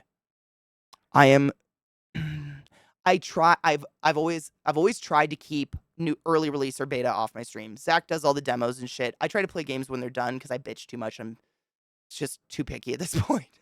I don't want to spend a whole time ripping a game in half. So I try, but goddamn it, Once Human is so much fun. I might open it up and show you guys. Like, they probably wiped it, like what we did. But Zach and I played on the same server, and we put our bases near each other and built up into this weird mega mansion thing near a swamp where we had like a circle of turrets that was just nonstop shooting deer and alligators. So we had like this constant farm of murdered food. And it's just, that game was really fun. The exploration aspect of it was really cool. I'm a big sucker for a game that's going to give me different biomes. So like if I travel from one end of the map to the other end of the map and it looks identical, like the trees are the same species, everything's identical, you're not an open world, in my opinion. I want to look at something different. Make me something new. I'm gonna go across the mountain range. There's gonna be something new. Once human's really, really good. I know not everybody's into first person shooters. Is it or third person, whatever, shooters. I totally get that. It's pretty entertaining. Like it the only thing that I hope they kind of work on is, it's one of those games where it's a multiplayer, but you don't have to. Like I absolutely soloed that game, the vast majority of it, until you get to a boss you have to do. And in order to unlock things that have nothing to do with the boss, i.e. crafting pretty and cool shit in your house, you have to beat that boss. And I feel like there's a little bit of a wall of friendship in that there's no queuing system, there's no grouping system, and the vast majority of the world chat that I saw happening was just someone pleading desperately for someone else to help them beat a boss so they can make a flower vase or something. And I like that, a little fucked. The bosses are fucking hard and they're almost impossible to do unless you bring someone else with you who's already beat them before. And I'm the type of person where, like, if I feel like playing the game, I don't want to sit around texting and sitting on Discord and texting in the world chat and just waiting for a friend and or potential stranger to help me beat a boss so then I can go play by myself for the next 12 to 24 hours. Not in a row, but you know what I mean. You don't need, I mean, it's really not, it's almost like not beneficial to have another person there because a lot of what you're doing is sniping and sneaking around and killing things. And if another person's there, they're just aggroing everything that you were trying to snipe. So it feels, I don't know if balance is the word. But do you know what I mean? Like 2/3 of the game kind of at a disadvantage having another person with you. And then that one portion of the game that bars you from leveling up in any way, shape, or form or accessing more of the map, making better weapons, etc., you have to bring another player who's a real human. So I guess maybe if you're not going to have a queuing system for that, or you're not going to have any way to get around that, you have to give me an AI to bring with me. Like a fake player. Just to be a fucking body to run around to take the aggro of the bad guy so I can kill it. But there's like, so say you maxed out everything you possibly could, as good as you could before you go to the boss you have to beat before you're able to go any higher. You're still, if you are with one other person, you're just going to be bullet spraying that boss for at least 30 minutes. Period. And there's no way around it because you can't craft better gear or even pick up better gear until you beat that boss. And it's just like, it's a shooter. So it's not like you're sitting there throwing different spells and having a good time and healing, whatever. You're literally just reload, reload for 30 minutes. Plus, if you're by yourself, God knows, hours. It's just, I don't know a word. I mean, whatever that is, it's not, you know what I mean? The world encounters are the shit, though. Those, you're talking about the big, like, purpley, black, tendrily thing, right? Yeah. First time I walked into one of those by myself, I almost shat my pants. Almost. Things big, like the bus almost made me shat my pants. The bus that walks around. Literally, first time I ever saw it, I was like, oh, what the fuck? That's unnatural. And then by the time the game went away, I was like, literally, I got to the point where if I saw one of those buses, I could gas up my bike, go fast enough to like launch myself off the roof of a building, jump off of my bike, and like dive into the bus, open the chest inside, and get out of it before any of the little alien guys spawned. I got so good at it. Oh, dude. And completed. Fuck yes. How's it going? Good. Do you like it?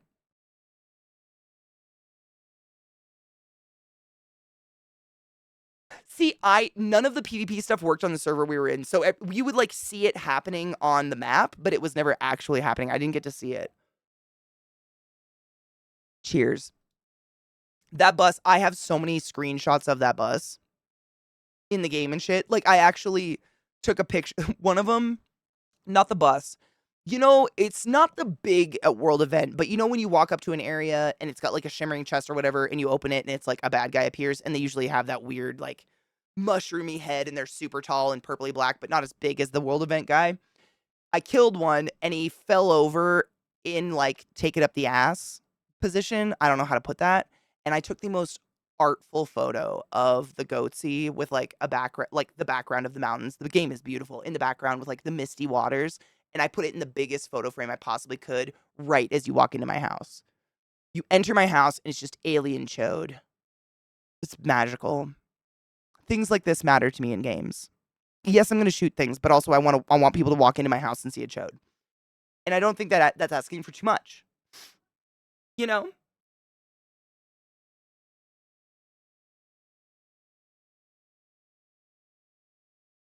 Oh, dude. Just fly into it. As soon as you see that bus drop in its ass, get into it before the bad guys show up and you can run away. It's fantastic. 9 weeks to go. I mean, you've got the brain for that stuff, though. I've watched you type. You're insane. My music stopped again. It's my computer. I didn't like Terraria, but I think I didn't play it when it came out. I played it many years later when I'd already been spoiled by all the beautiful graphics of the world, and I was like, what is this pixel shit? You know, I did that pretentious, like, what is this? 1994? Nah, never really got into it. I just missed that era. What up, Emily? Like, how are you? I did play the last beta. I played the fuck out of it. Like, I played it every day. I mean, I was obsessed. It's really good. I like a good shooter where I'm not shooting people, I'm shooting aliens. That's my favorite, especially when their heads explode.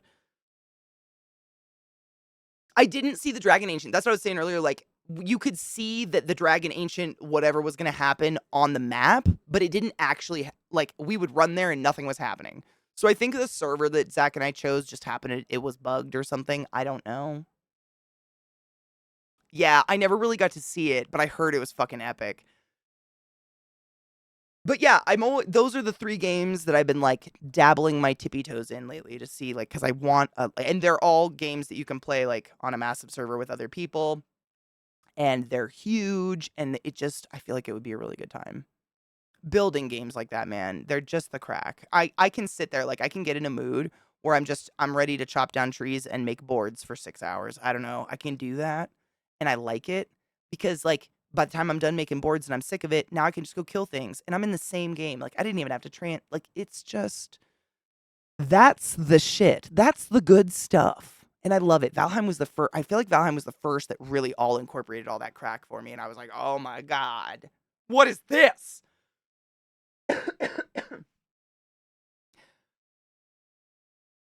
Right? And it's taken so long to get there, to get to a point where it's really, truly open world, like attainably, tangibly, large scale open world.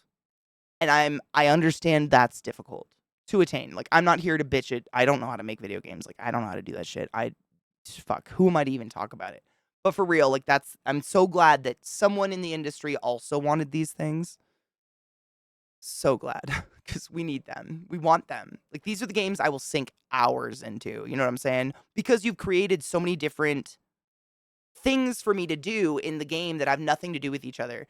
And that's the one thing I would say Enshrouded and Palworld and Valheim, because I've said it so many times, have over Becoming Human. And again, all in pre-release, all in beta, super new, very glitchy, brand new games that are still literally being worked on. So please, nothing I'm saying is even permanent stuff. But the one thing is, like, if I want to do cool housing stuff, that should just take me finding the cool resource.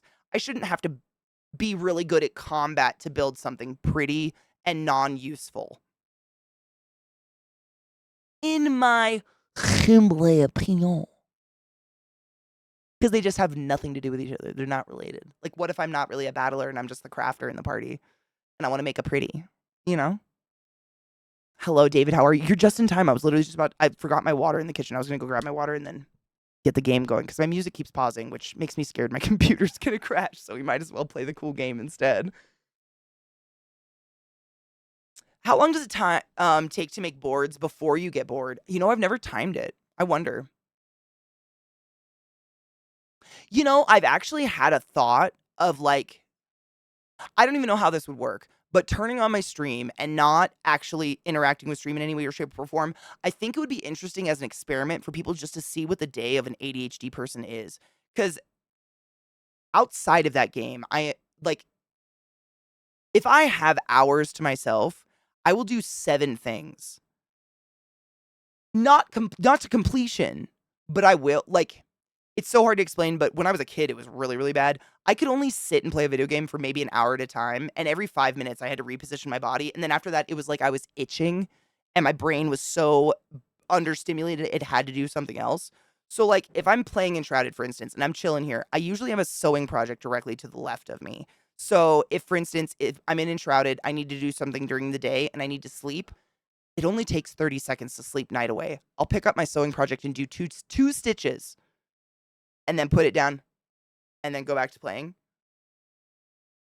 Does that make sense? Like, it's really hard for me to quantify, like, the game kind of thing, because I'm actually probably doing 5 other things, and I have a YouTube going at the same time, and I'm also surfing Pinterest for a pattern of something I need, and I kind of do this weird dance between all these different things that are currently going, and then, every hour I have to take the dogs out, so I open up a book on my phone that I've been reading for a while, and I'll read my book for 15 minutes, and then it's kind of, I don't know if other people do this. I've been told by my therapist it's definitely an ADHD, like, serotonin trained thing of keeping my, like, I know I work, everything I make or do is going to be at peak quality if it feels good making it. So if I push beyond that feel good, I know it's going to start getting shitty. So instead of pushing beyond, I move to another thing really quick.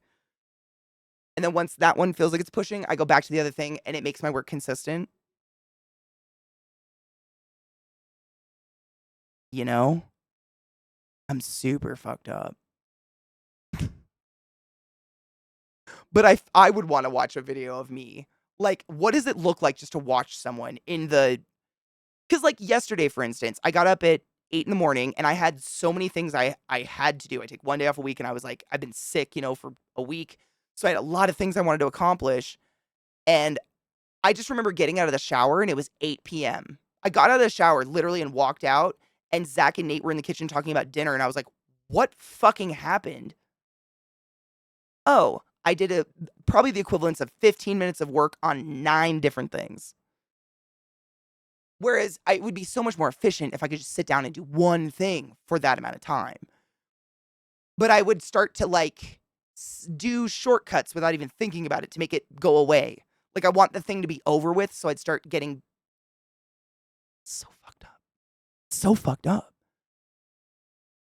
It'd be like a vlog, but with no talking. It would probably be, like, cussing and sad.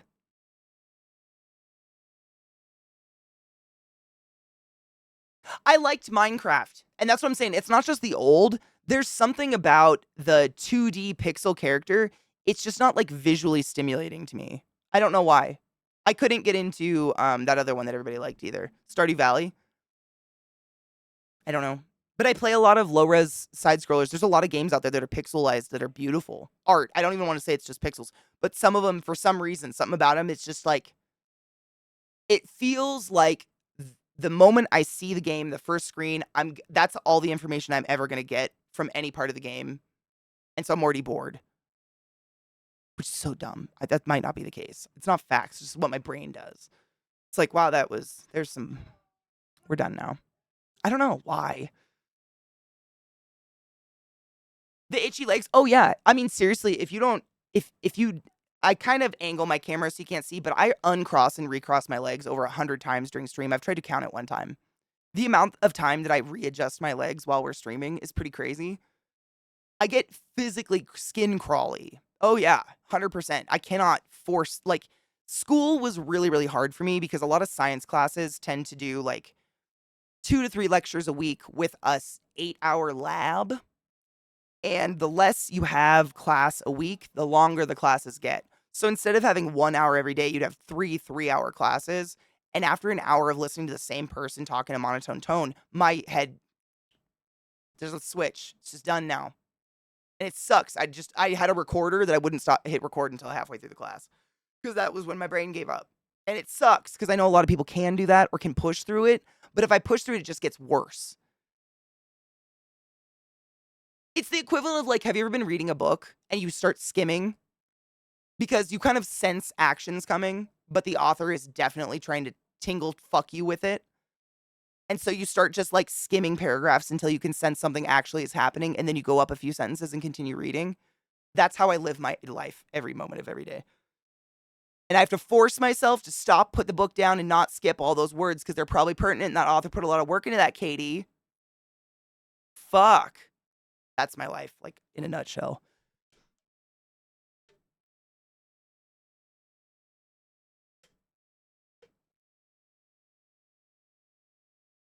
I totally get that, Meldon. Yep, it absolutely applies to hobbies or crafts. I'm a really bad case of like finding a new hobby or craft I really like, getting good at it, and immediately stopping doing it because I'm good at it. And once I'm good at it, it's boring.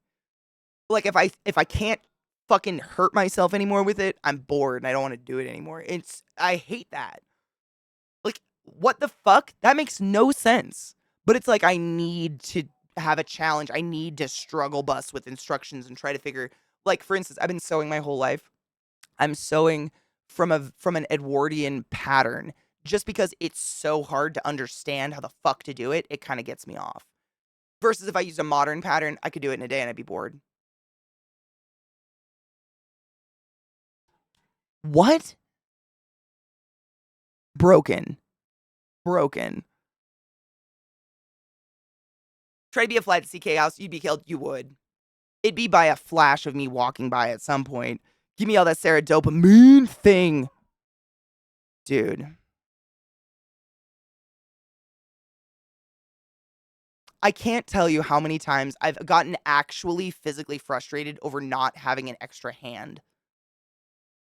Like, I'll sit there and have an actual conversation in my head where I'm like, fuck, if I had another hand, I would be so much happier right now. And I actually start lodging it in my head and I have to be like, there's no way you're getting another hand. Stop thinking about it. You're just going to make yourself eternally disappointed in not having 3 hands. Just because I want to hold something or some stupid. It's fucking weird. Kona, same. That's why I think I really get into these open world type games where there's different aspects of it that trigger a different like thing in my head. Because like same, like games usually introduce you where you're gonna go do battle for a while, harvest a bunch of resources, and then they'll introduce you to building. I'll get bored with the fighting, and if there's nothing else to do in the game, I quit and I go back out and I go play a different game. But in these open world games, it's like I kind of don't want to shoot things anymore. I can go work on my house and starting to think about designing my house and all the weird things I can do and the chode pictures everywhere. I get excited again. And then by the time I'm done, like my brain's done serotonining on that, I can go do the other thing. And it's kind of the game version of the physical me walking in circles around my house between 7 different projects for 8 hours. It's so weird. But if I don't do that, I literally make crap. Because I'll fast forward it without even thinking about it because my brain wants it done. We're done. This is not stimulating anymore. I feel nothing. I feel nothing. Dude, same, Viata. Do you have to do the same thing and like remind yourself there's no way you're ever getting another hand, so stop trying to think about it? You're just going to be mad?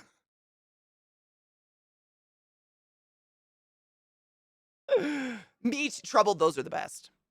Those are the best authors when that happens. There are some authors in my life where I never have that moment of skimmy skim. But like, I just finished a book actually. It was a really good book. It was called The Intercepts. Hold on, who is it by?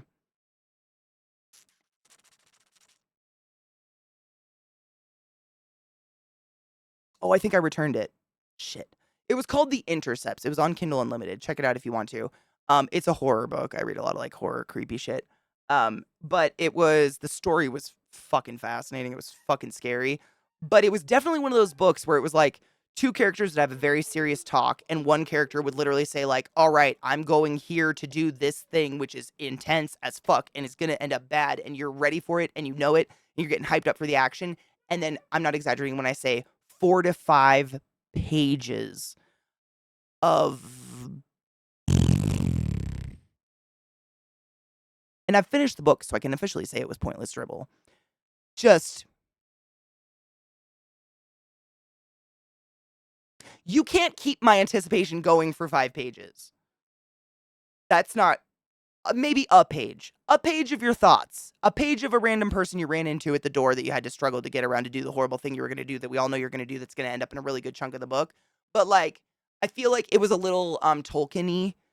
Like, let's describe the texture of a brick for 5 pages because we need filler before this exciting part of the book because not all the parts can be exciting because then they won't read it.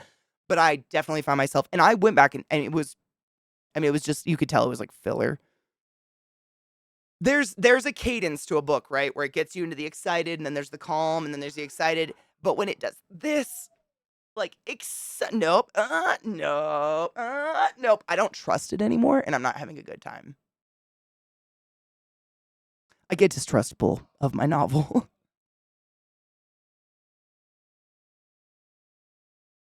Dude, right? It's 2024. USBs should be gone, and I need more arms. This is impossible. How do I walk around with a cup of coffee, my phone, and function? You're not gonna give me pockets? Might as well give me a fucking arm. Sorry. Today's Fury Day. I don't know what's going on. No shit, Allie.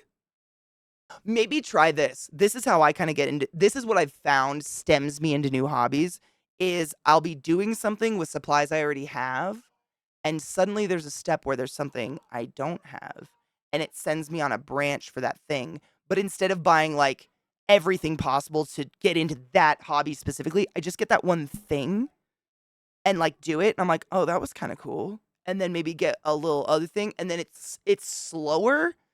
It's like a slower, like, oh, now I know how to work with leather, as opposed to like a vomit all at once that can get super overwhelming. It's like IRL side quest, seriously. Oh my god, yeah. Yeah. I've been doing that one thing that's taken more of my life than I expected, making Minecraft mod packs. Dude, that's dope. I haven't gotten around the technically specific part of it, but I just arrange variable available mods until they work well together and then play the world. Dude, that's awesome. I used to use mod packs for ESO all the time. People are very appreciative of that shit.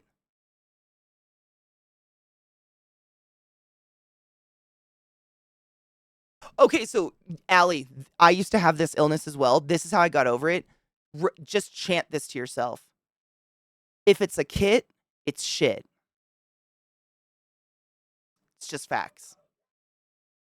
I have to tell myself that because it's so appealing when someone's like, see this little kit that's got everything you need to do ever for this cool thing? It's shit. No shit. I have to preach it to myself. If it's in a kit, it's shit.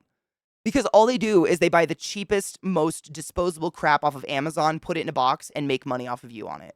None of it's good. All the good supplies are going to be bought individually. They'll never be in a kit. The only thing that should come in something of variable sizes is needles. Like, that's it. I know, but it's a waste of your money because you know this. You've probably bought the kits, right? Everything in there is like one use. It's like those kits are great to teach you how to do a thing and stem you into actually getting the real stuff. But I feel like even when I was a kid, you know, getting like a little kit to learn how to loom or something, it was one use and broken. But it might like intrigue you into buying the other stuff, but you still wasted your money on the one use plastic garbage. I've bought so many in my life, so many kits where it's like, you know, I'll go on Amazon and search one specific thing, and then Amazon will be like, hey, you can get this kit that has that thing you need, but also these 5 other things you might need, and they're always crap. Always. It's shit quality crap. It's probably like horrible for the environment. It's gonna go into a goddamn landfill, and my children's children are gonna build houses on it. I don't know. If it's in a kit, it's crap. That's the general rule I tend to follow, and it's been pretty good. Every once in a while, they're okay, but for the most part, it's gonna be disposable stuff. It's just like it's a waste of your time, and you're creating garbage.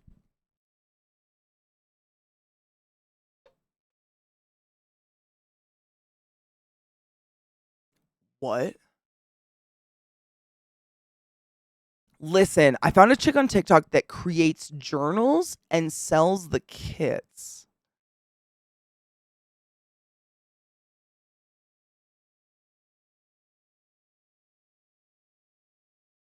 What?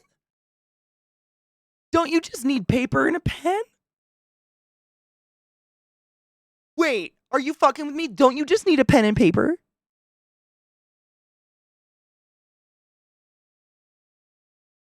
Or is she like bookbinding and then selling you the kit to bookbind?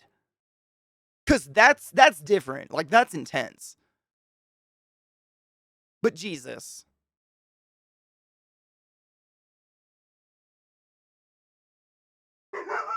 Shut up.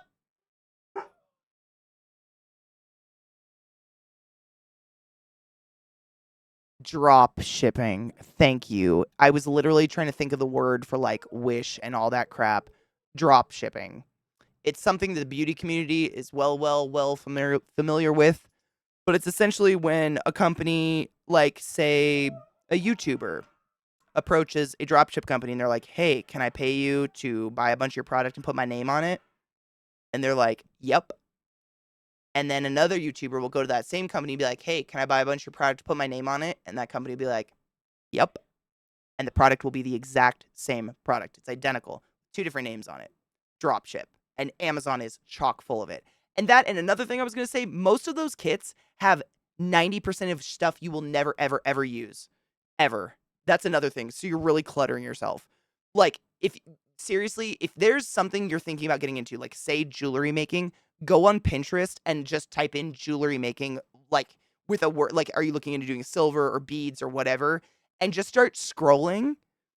Chances are you need 2 things out of that kit to actually create jewelry like jewelry artists and not like a child at Michael's. They put so much superfluous crap in there. Drop shitting, yeah. Yeah, drop shipping. Tons of makeup is that way. I know, absolutely. So many YouTubers have gotten busted for it because they were like, "Guys, I'm starting my own makeup company," but they did not. They got a drop ship company to put their picture on it, but it's the same shit. You know, it's kind of like how a lot of cars all have engines made in the exact same plant, and yet I'm sure all of us have a dad who's like, "I love my brand of car because brand of car is crap. Found on road dead. Chevy fucked. Blah, blah, blah, blah." They all probably have the same engine made in the exact same plant. Drop shipping. It's the same concept. It's creating allegiance around a fake placebo a little bit. A little bit. A little bit. Dude, I fucking love Michaels. Like, I ain't hating at all. At all. But, hold on. We need to get... Allie. Baby girl. Baby girl. How you think Michael's making all that money? I bet it's by the kids.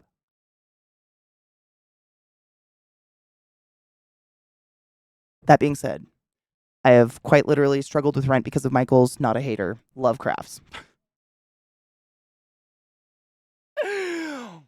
But, like, them kits, I know what Michael's looks like. You do too. How many aisles go to the ceiling of kits? Kits. Like, learn how to macrame in a day. I know. Kits. That's where they make their money because it's the, I mean, seriously, I have bought stuff on Amazon that goes in, that these people buy to go into their kits. And I've seen the kits and been like, "Oh, wow, that's a nail file I bought on Amazon. And that's that I bought on Amazon." Like, all of these little things that are coming from some Chinese company and made in mass, they buy them in bulk for super cheap, put them in a box, and sell them to you for 3 times the price. Shut up! I love you. He's the cutest puppy. He wasn't barking. It's Lilith. You're a sweet boy. You are. Both my boys are sweet. My girl's a cunt. Are you just the cutest? Isn't he just... He's so fuzzy. He's so sweet. Allie, oh my god, have you not got... Freddy, come here. Freddy. Who's it? Freddy. This is Freddy. Come here. This is Freddy Mercury. Zach's brother's staying with us for the week. So he brought his poodle, Freddy. Is he not the cutest? I know. But it's made life really chaotic for the week. But he's... You gonna lick the mic? Good job. Yeah, you lick that mic. Yeah, you lick that. No, he's just a doodle. He's just a poodle. I mean, not even a doodle. He's a poodle. This is just like... I don't even know. 4 months of grow out? I don't even know what that is. My poodles have never been that hairy, but he's a big boy. He's just a big poodle. Lil, come here, Bill. I love you too. We can all love. Bill is having the hardest, like, jealousy issues. So she's a lot better. She's getting better every single day. But I try to remind her that I love her, and you are getting better every day. And I recognize that. You're working really hard on just being a jealous bitch. Don't look at him. Look at me. I know. She's having a hard time. His name is literally Freddie Mercury. He wears goggles in the car and on Nate's moped. He's a precious boy. Like, he's sweet as fuck. But for some reason, Bill has some issues. You're a good girl. You're just kind of a bitch. She's not aggressive. That's kind of nice. She just gets, like, woofy. Like, she huffs and growls at him for no reason. You've got no bite in you. You're all bark. Don't look at him. Look at me. My poor girl. I know. All right, let's take a break and play some of that game, yeah? Oh, I just remembered it crashed yet the last time we played. Hopefully there's autosaves. It's like everything's crashing around me. I'm gonna crash here soon. Literally at the end of the last stream, the game fucking crashed. I just remembered. I really hope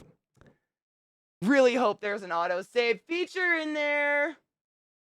All right, on Bill. How do you have burrs already in your fur? What's happening? All right, load your bowls. Go get some water.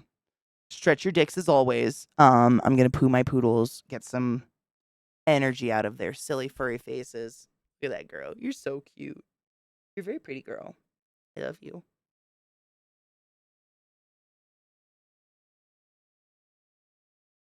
She's a perfect puppy. And then we can jump in. We've been playing Enshrouded Ghosts of New Eden.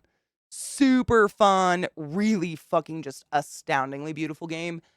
Really emotional though. I feel like I get sad every time it's just a sad story. But I guess fun caveat, we've chosen to go baddie route. So it's one of those games where your decisions matter. And when we came upon the first decision, we kind of universally were like, let's do the one where we're constantly asking, are we the bad guy? Because I've never done that. I've never even harvested a little sister in BioShock. I play it once every year. I can't morally go bad in games. It affects me in real life. This is the first time I've ever done it. But it's fun. Oh my god, did I say Enshrouded? Did I call it Enshrouded? You know what? I'm just gonna go. Banishers Ghosts of New Eden. Not Enshrouded. That's the other game. Fuck my brain. Thank you. Let's take a break. Stretch your legs. I'll be back in a few. God damn it. Thank you. Fucking. Like for the last couple years, we've been enjoying music, watching funny videos together and stuff, and I guess reacting. I hate labeling reacting content, whatever. And since my computer's been on the fucked and I can't push it to do those, not even push it, I can't do anything on it. I just wanted to say thank you for showing up for my content. Because there's always a part of me that's just like, man, I don't do shit. And I just want to, that's it. So, sappy. Anyways, yes, Bolvi, I woke up to so many missed calls and things from people worried and wondering where the fuck everybody was and trying to check in, see if they'd heard if anybody was anywhere because I think people were on the road. I don't know. It's terrible. It's a terrible. I'm just changing our category. One moment. Not Enshrouded, you moron. I mean, I fucking love our conversations, but the whole reaction content thing, reaction YouTubers and shit has become a really big thing. And I realize a lot of people probably come to my channel expecting to do the same thing every day, watch funny shit. And when my shit gets fucked and we can't do the normal thing, I realize that's probably a letdown and people are gone. And it's just, I feel like when there's a point to say thank you, it's okay to say thank you. And I just thank you for showing up when it's just me. Because I know I'm not as cool as watching 50 other people do funny shit. I'm aware. No one can be more bored with me than me, Is that the okay? I'm gonna open it on my other PC and mute. Just pause. Don't listen to it. Oh God, please don't make sounds. No. Money, please. Money, please. Oh, we've watched these. Wait. Sally, I'd be your. I mean, do you want that? I don't know if you want that. I mean, David, that's why I come here. The videos are honestly just like, they feel like conversation starters. Like, we always get into really good conversations via watching funny shit. But, I guess part of it is definitely I listen to a lot of YouTubers and podcasters. And, I mean, rightfully so, they go after reaction people. Like, they talk negatively about them heavily. Rightfully so, I say that because the vast majority of people on YouTube that are, Sniper Wolf and shit, they're not doing anything. They're not giving credit to anybody. They're not actually talking about the content. They're just playing a string of shit and making a face to it and looking cute. I get that. And they're not giving credit. They're not talking about the creator in any way, shape, or form. I feel like we are, that's why I have a hard time. Like, I don't want to call myself like a reaction, whatever the fuck that is, because we don't do that. Like, none of that. We watch like one video and then we talk for like 2 hours about something, about how much we worship drums or musicians or like where they've come from. And then we watch another one and we pause. Like, I feel like we are not that at all. We're just friends who want to talk about cool shit. But it's always in the back of my mind. Like, I never want to be that ever. I mean, it's at the end of the day, does it really matter? I'm not that big enough to make a dent either way, but it's insulting. People work hard on shit they make. It's just, yeah.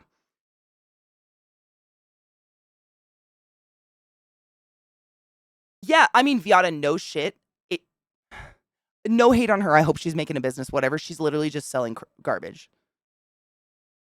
I make these junk journals, and I make them with garbage. They're just garbage. You make them of garbage. I don't know what she's like.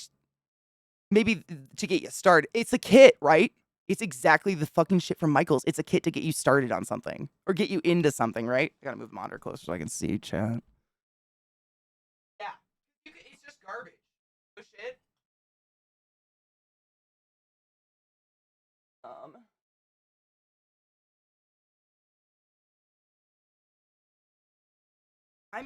I do this stuff, but I use garbage. Like, it's scraps. It's garbage. It's a way of like, if you're like me and you have all those stickers that you're like, I don't know what to do with it because what if I want to peel it off something someday? You make a junk journal and you stick all your stickers in it, and then you just have it. But like, garbage. It's just like blank pages and garbage. Anybody can do this. Make yourself a junk journal. Old envelopes. I made flippy pages. It's nothing. It's just garbage. This is the kit you're buying. This is what I'm saying about kits. Like, look at what they're actually doing. I'm not saying this to anyone individual. I know you guys know this. But like, if you ever looked at those kits, look at what's in them and then think about your house. You probably have it all.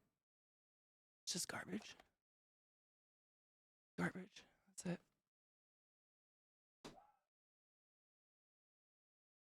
Thank you, Molly. I like them too. Honestly, they're fun because it's a way, like, I definitely am guilty of that. Saving little things that like they hold, like Vissy sends me these wonderful packages with all these tiny cute little notes in them, and I save them, and then I'm like, why? I don't want to throw it away because it's sentimental, and every time I pull it out, I'm like, oh, I love this, but I don't know what to do with it. I just glue it in one of those. I have so many of those. Seriously, I've made so many junk journal. Go on Pinterest and look up junk journal. Oh my God, I have buckets of that stuff because it's a way to utilize stuff and not create garbage. No, I'm always trying to create less waste. That's a big goal of mine. But yeah, that kind of stuff, like, you don't need the kit for it. Like, you've got it all. I bet. I bet. Our queen does decoupage and you dare call it garbage? Is that decoupage? Why have I heard that word? What is that? I was looking around because I have another one near me somewhere. I do it to all my journals. I do this like that.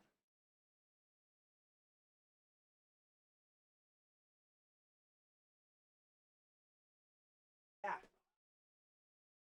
And then my sewing book, I did it too. I do it to everything. But it's kind of a way of like personalizing stuff and making it fun when it's, you could just like write in a book.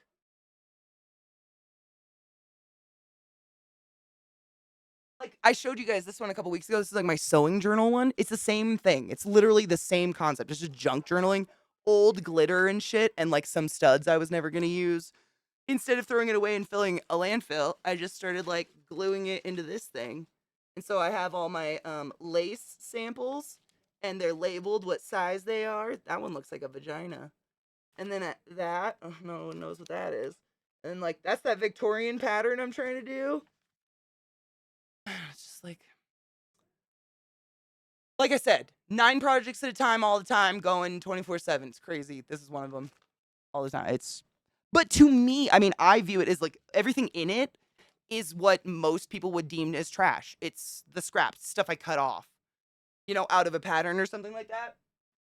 And it could theoretically fill a landfill, or you can make a fun little, junk journal. And they make fun. I like the sound of paper a lot. So it's fun to touch. But yeah, I just covered it in material, like old. I cut up like cards people send me. Because I don't, like, I save every card anyone's ever sent me, but like, what are you going to do with them? And if I think they're pretty, I cut them out and then put them in here, and then I have them forever. And so every time I go through here and I pull out, like, this is my recipe book, so it's just got recipes and shit in it. But when I pull it out, I open the front, and I'm like, oh man, there's that little note so-and-so sent me, or something. It's just, I don't know, it's like hippie scrapbooking. Anybody can do this. Do you got a glue stick? I've got a journal for everything, and then no shit, I have behind the What a Horse is literally a bookshelf that's just covered in comp books, comp sci books that are all my RP campaigns I've ever done. Because I am a note taker heavily. My memory is too scatterbrained. So every time I'm in an RP, I have a new journal, and I sit here with it open, and I'm writing down, like shorthand, all the dialogue, everything everyone's saying, what they're doing, everything. So I have stacks of comp books behind that thing. Those are not pretty. Those are like fucking fast writing, but these ones are fun. Putting stuff like that in there, like why not? I had it. It's just, that's literally tissue paper from a present that Vissy sent me a few years ago. I don't even remember what was in it, but I saved the tissue paper, and now it's in a cool book and looks nice. And it says bitch. Why? I don't know. Why not? I got it. I had a glue stick. Pineapple for your asshole. It's behind. Oh my God, are we getting snow again? Oh no. Yes, it's a dump for junk and creativity. Seriously, half the time when I'm just pasting junk in there, I get inspired to do an actual project. Like, it really is. It's kind of like a physical journal dump as opposed to just writing. I write and then I'll glue shit in, and then I write and I make little special pockets and hidden things and stuff, and it's of no purpose. It's kind of just, the purpose is it brings me pleasure, and I think that's enough. Yeah? I think that's enough. Oh, dude, Lord Freetus, thank you so much for summoning the class, keeping the classy alive, and giving any swings. I fucking appreciate you. Sorry, I'm doing the dance of the screens to get the game. Exactly, what horse? Exactly. My Nana saved everything like that. When we were cleaning out her house, we found notes, how to take care of me, of foods I would eat, etc. Oh my God, that's so cute. My Nana was the same. She wasn't a hoarder, but she definitely kept stuff. Like, and I kept stuff. I have stuff of hers and of my great grandma's that, like, I don't know what to do with. I'll probably put it in a junk journal one day. Like little prayer. My Nana and my great Nana and my Nana both had little prayer books, and a lot of these little, you guys might know what they're called, but they're like a doily, but it'll have like a porcelain portrait of Mary in it. But then it's like someone did a whole bunch of crochet shit all around it. And I don't know what to do with these things. Some of them are like, they're this big, but it'll have a whole prayer cross stitched into it, miniature style. It's crazy. There's so many of these things, and I'm just like not religious, but I keep them because they were my grandmother's and apparently they loved them. Oh my God, 94? I'm not kidding you. Next month I know there's at least a couple. I had a 99-month resub this month, Kel.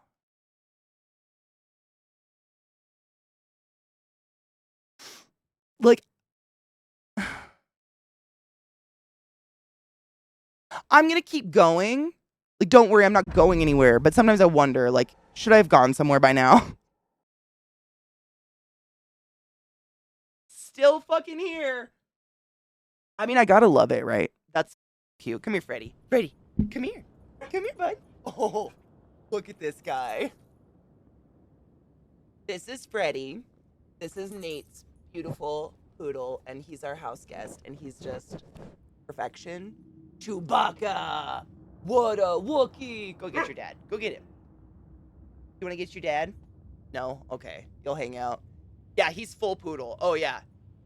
I think he's a little bit taller and bigger than ours. He looks more like a Labradoodle size. Sorry, I unplugged my headphones in the excitement. But, what was I going to say? I forgot already. I don't know. I think I was going to tell you to go see Zach's brother for some reason. I don't remember. He does. I mean, honestly, it's Lilith. She's the only one barking and making noises. And she's just being neurotic, and I don't know why. I love you. Come here. Come on. We love you. We love you. You're always our number one girl. You are. He's the nicest dog. He, like, doesn't even acknowledge you. He doesn't give a fuck. You're always my number one girl.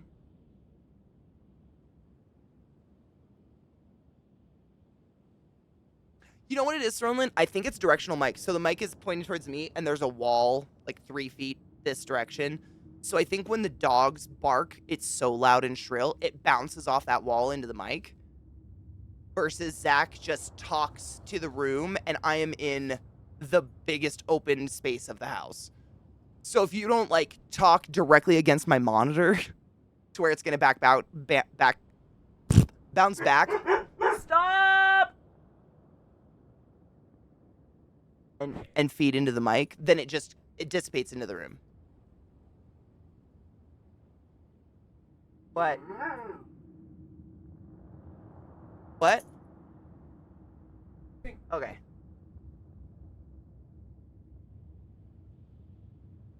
Yeah, I think it's just like small space, and she's particular about her space.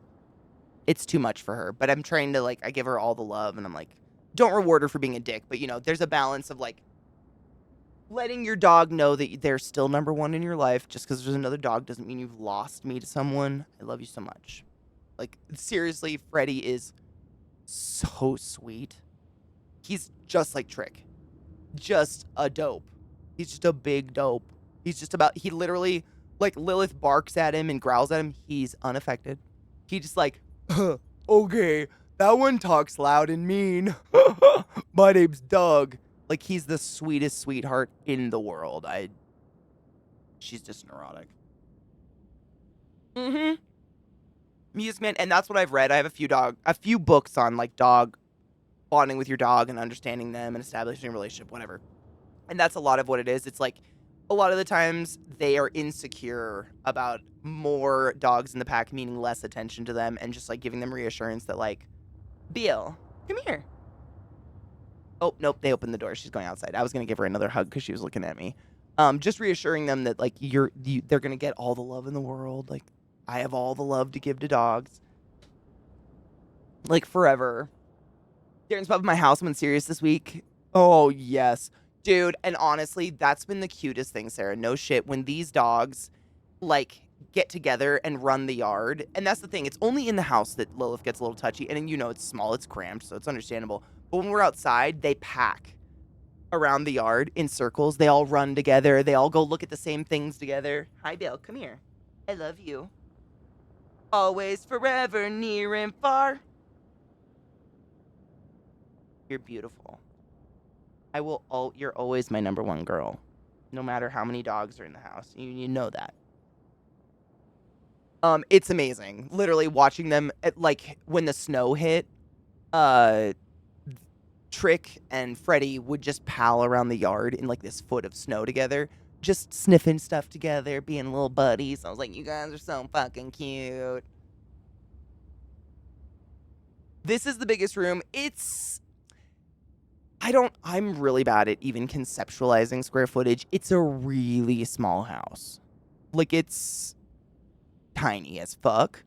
And then I think the thing that makes it feel more cramped to everyone involved is, like, the way that the house was laid out. And I've bitched about this before, but there's one wall that's just, like, up in the middle of the house. It doesn't connect to anything else. And it made everything just more narrow. So, like, my hall, for instance, it's fine to walk through, but it's just too narrow that I can't roll a chair down my hallway. We actually have to disassemble our fucking office chairs to get them from one room to the next. And it's old. It is an older house. But it's just weird. It's like they cut up the floor plan to make it interesting, but really it just made it so, like, there's not one wall in this house that can fit a couch. No shit. There's no couch. It's a love seat, a recliner, or nothing, which is why our couch is against the back of my desk. I've created a wall, kind of. Because they just created all these weird jutting out angles and shit for no reason. I don't know. It's bizarre, but it makes everything feel, like, small. And just, like, you know, there's nowhere that I can make a full stride step in my home as a 6-foot person. I'm always kind of doing this tiptoe dance because I'm always doing this ADD, like, hip dodge around walls and shit. You know what I'm saying? It's just weird. And, like, the wall that is random up in the middle that kind of ruined everything, it's what all of our, like, stove and everything's against. It's how they kind of created a kitchen out of nothing. But they didn't give us any they didn't put a countertop into the wall. I don't know. It's very bizarre. It's just bizarre. It's just an older, bizarre house.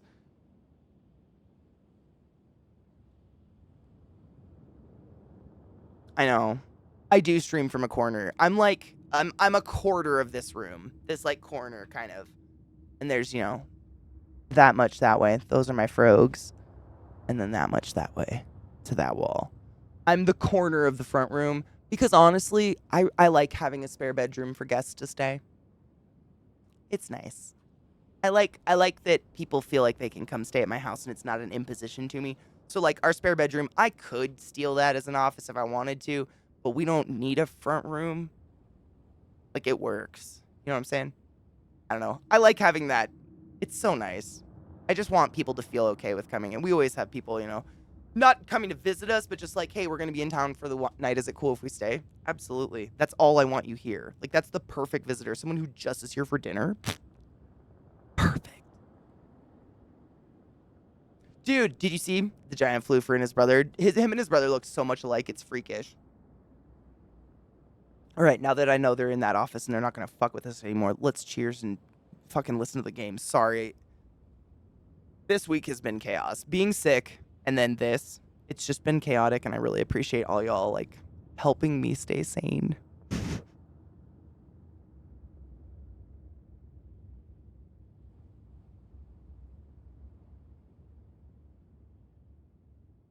My mom needs to hold Rosie's paw and pet her till she falls asleep. That is fucking precious.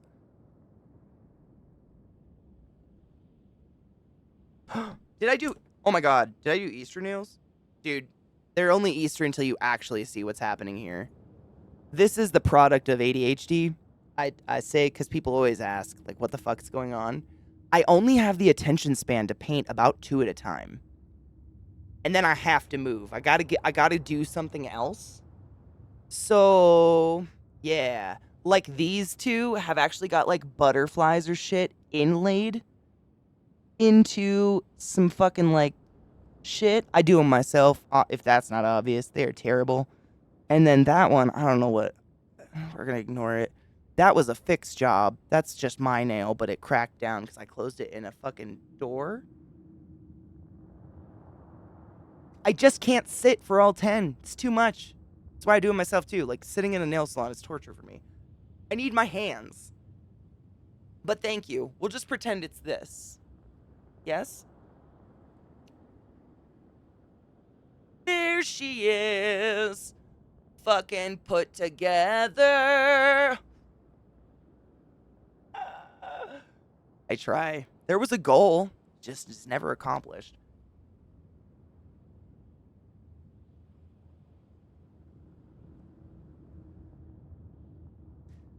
Vissy, I know I want a road trip too, but can we road trip somewhere else? I know I say that all the time, but, like, until I'm not here, I'm going to discourage people from ever coming to Colorado because it sucks.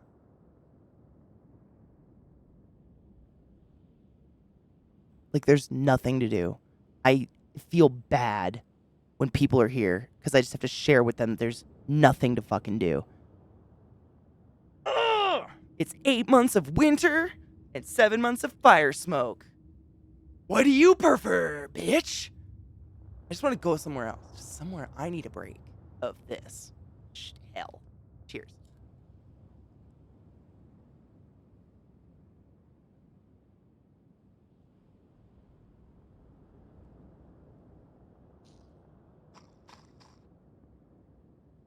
Denver, it's like any other city. It feels... Denver kind of feels like Portland a little bit to me in terms of like a newer city that really doesn't have much of an identity. Like, no hate. It just kind of doesn't feel like it's... It really just doesn't feel like it has an identity. The vast majority of it is super modern, very recently put up, like cement buildings, gray cement buildings and shit like that aren't very... There's no, like, character to anything. It doesn't... You don't feel any culture, really. Like, the culture of, I would say, this portion of our country is Mexican culture, like, you know, southwestern culture, and Denver strives super hard to be a very white version of that. That's like everybody wears North Face and Patagonia and like beanies, and everybody looks like they're like either coming back from a hike or on their way to a hike, and every conversation starts with mountains out and something about the mountain. It's like living inside of REI. Can you fathom that? Like, just if you had to live in REI. Kind of feels like that. Like, if you have money, it's probably a blast. But if you don't, you're going to spend a lot of time just looking at other people have a lot of fun. I guess. Extremely. Where I live, I'm not downtown, obviously. How the fuck would I have a house downtown? I'm like northeast of Denver, whatever. We're still Denver proper, but we're like out in the suburbs of it, whatever. Is exceedingly like Mexican, Spanish. All my neighbors are Mexican, very culturally Mexican. Taco truck down the road, the man who runs it down the road. Like, very, very Mexican. But that, I feel like that's the way it is residentially in most of the suburbs. And then the moment you get into the city, it's like, it just doesn't feel like it's... I've been down and I've tried to like the city or find things that I'm like, yeah, this is a reason to go down to the city. There's no reason to go down into Denver that you can't find better in the suburbs, which I find is odd because in most places I've lived, it's kind of been the opposite, you know? Like, usually, like, Seattle, there's all the concert venues and shit like that. Like, that's why you go there. All the concerts are at Red Rocks. They're nowhere near Denver. So I don't know how anybody really maintains anything. And it's super sad because y'all know I moved here the weekend of shutdown. So what was it? March 11th of 20... Was it 2020? Or 2021? 2020, right? 2021? I don't remember. It's been a bit. 2020, thank you.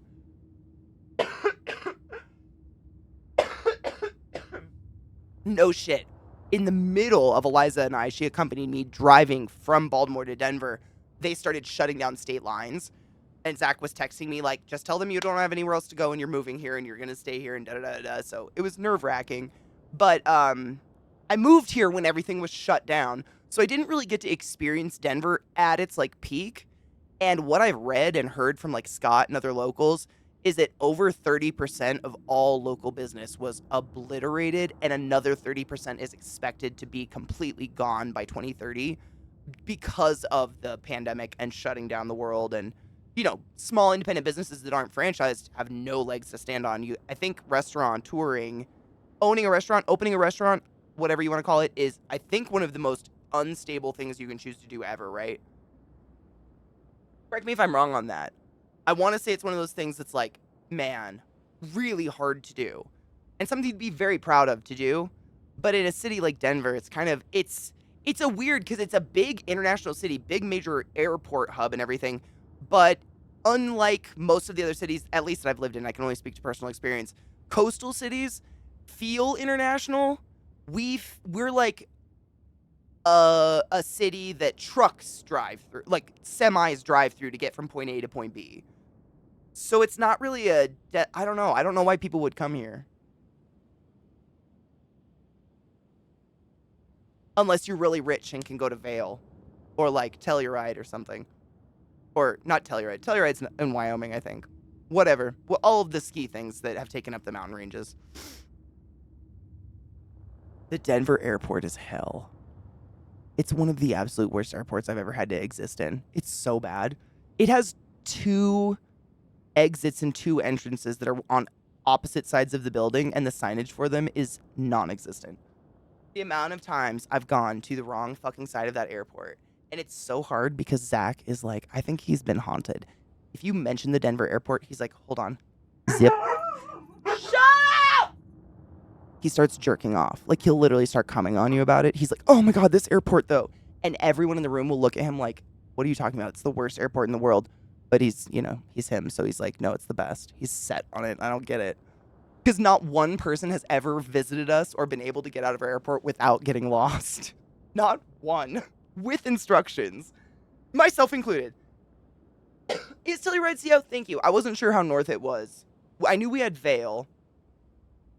What's the other big one? What's the one by Boulder? Man, seriously, for about 8 to 9 months of the year, they shut down all the roads into the cool places in the mountains because of snow and stuff. So I haven't been there in a bit.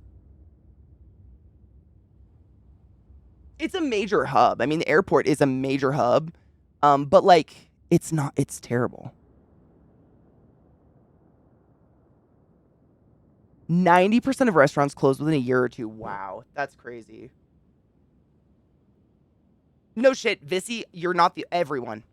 Not one person's made it out easily. Don't worry, you're not the only one. Everybody gets lost, myself included. Like, I don't know. Some people are just delusional.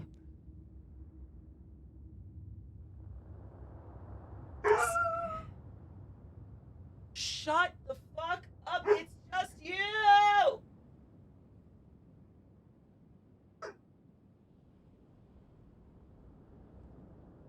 I need someone to do something about Lilith before I do. Everyone else is fine. All the other dogs are looking at her like, what's wrong with that one? Seriously. Shut up. Stop. I don't get it. Anyways. Oh.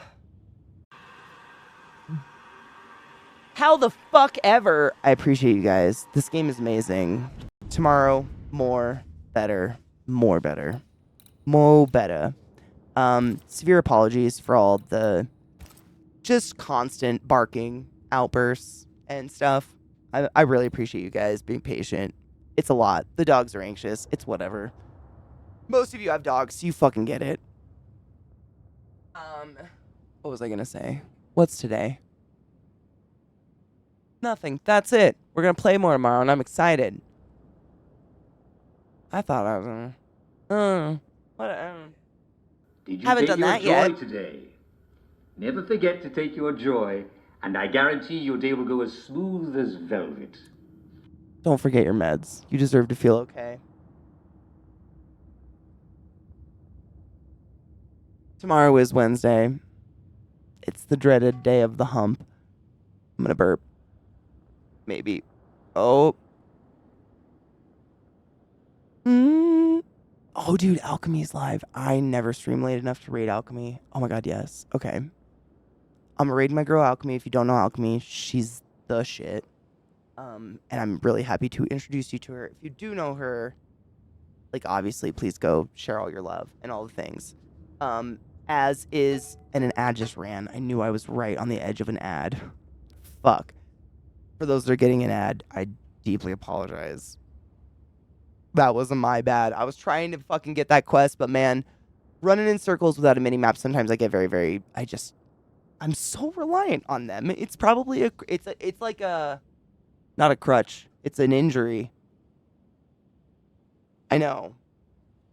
It's the voice. I know. I'm so sorry. It's the timer. we have control of our ads and everything up to a certain extent, and then once a certain amount of time goes by, ads will happen for people, not everybody necessarily, but for everybody that hasn't had one in X amount of time. I don't know the math or the algorithms to it, but essentially that's how we understand it happens. So I always try to take a break on certain like intervals to ensure that doesn't happen. And I pushed it, and I'm really sorry, but we can cheers. It's only it's literally 3 minutes. It's probably already almost done. Time flies. Cheers. I appreciate y'all, seriously. This game is really cool. I hope you're enjoying it even a little bit. The fucking graphics are just so pretty.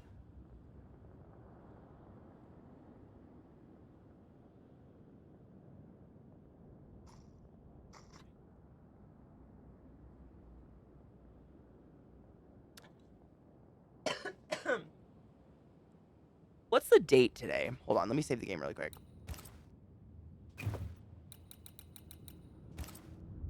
Bless you, beautiful game. Is it 326? I was trying to think. So the only thing I can think of, I was just trying to think of things coming up in the world. April 1st. I do not. I don't know how to say this without coming off like kind of like just I have no fun cunt. I fucking hate April 1st. Hate it. Want nothing to do with it. Yeah, I don't want anyone coming into this channel, fake deaths, fake news, even fake good news. That's almost worse. It's just fuck off. April Fool's Day is stupid. Like, people have taken it way too far. Like, actually scared me with things. And it's just, it's never funny. It's never okay. Everybody knows it's coming. Let's just not. Let's just not. Hopefully it's a day off and we don't have to experience it. Right? I mean, it's like for some reason for it to be a prank, it has to hurt you or inconvenience you in some way. It can't be just harmless and funny. I don't know. And so it always turns into, my brothers, for instance, would put like saran wrap on the toilet so the next person to wake up would just splash piss all over their upper thighs the first thing in the morning because obviously they wouldn't see the saran wrap. Just why? No one's laughing. And now someone has to clean up piss. It's a stupid holiday. That was it. That's all I wanted to say. That's the only thing really coming up, I think. But I hate it. So we strongly discourage it. Not necessarily bannable, probably purgeable, shameable, absolutely. Like I shame that day so hard. It's a stupid holiday. People just let's instead think of actual funny jokes. Like actually like complex funny jokes. I'd love that. Like things you can use the rest of the year long to make people laugh. I don't know, but like stupid pranks like that, yeah. It just reminds me of that fucking like jackass culture, which obviously did great for all of them. Those poor people. They're poor parents, for fuck's sake. Exactly. For every good one, and I honestly have never seen a good one. I've never heard a good one. I've never seen a good one. The last time I even acknowledged it or like laughed it off and wasn't like, you know what, that's stupid, was around the era where it was funny for people to fake break up on Facebook by changing their relationship status or something. And like it would actually drive people to have breakdowns. I mean, it's just the silliest shit. The shame corner is a good place for 4-1, honestly. We'll get a shame bell for it. I got a little, oh my God, I forgot to show you guys this. I found this at the dollar store. It's a no spray bottle. There's nothing in it, but like, stop it. It's our new no spray bottle. Stop it. We needed one. I've been working on trying to teach myself how to make emotes so I can make one, but it's just, it's not for the bannable behavior, but maybe for the just like shut the fuck up. Just the shut the fuck up behavior. Like when someone comes in and they're like, "Hey Katie, do you hear that so and so died? Huh, huh, huh. Here's an Onion article." And I'm just like,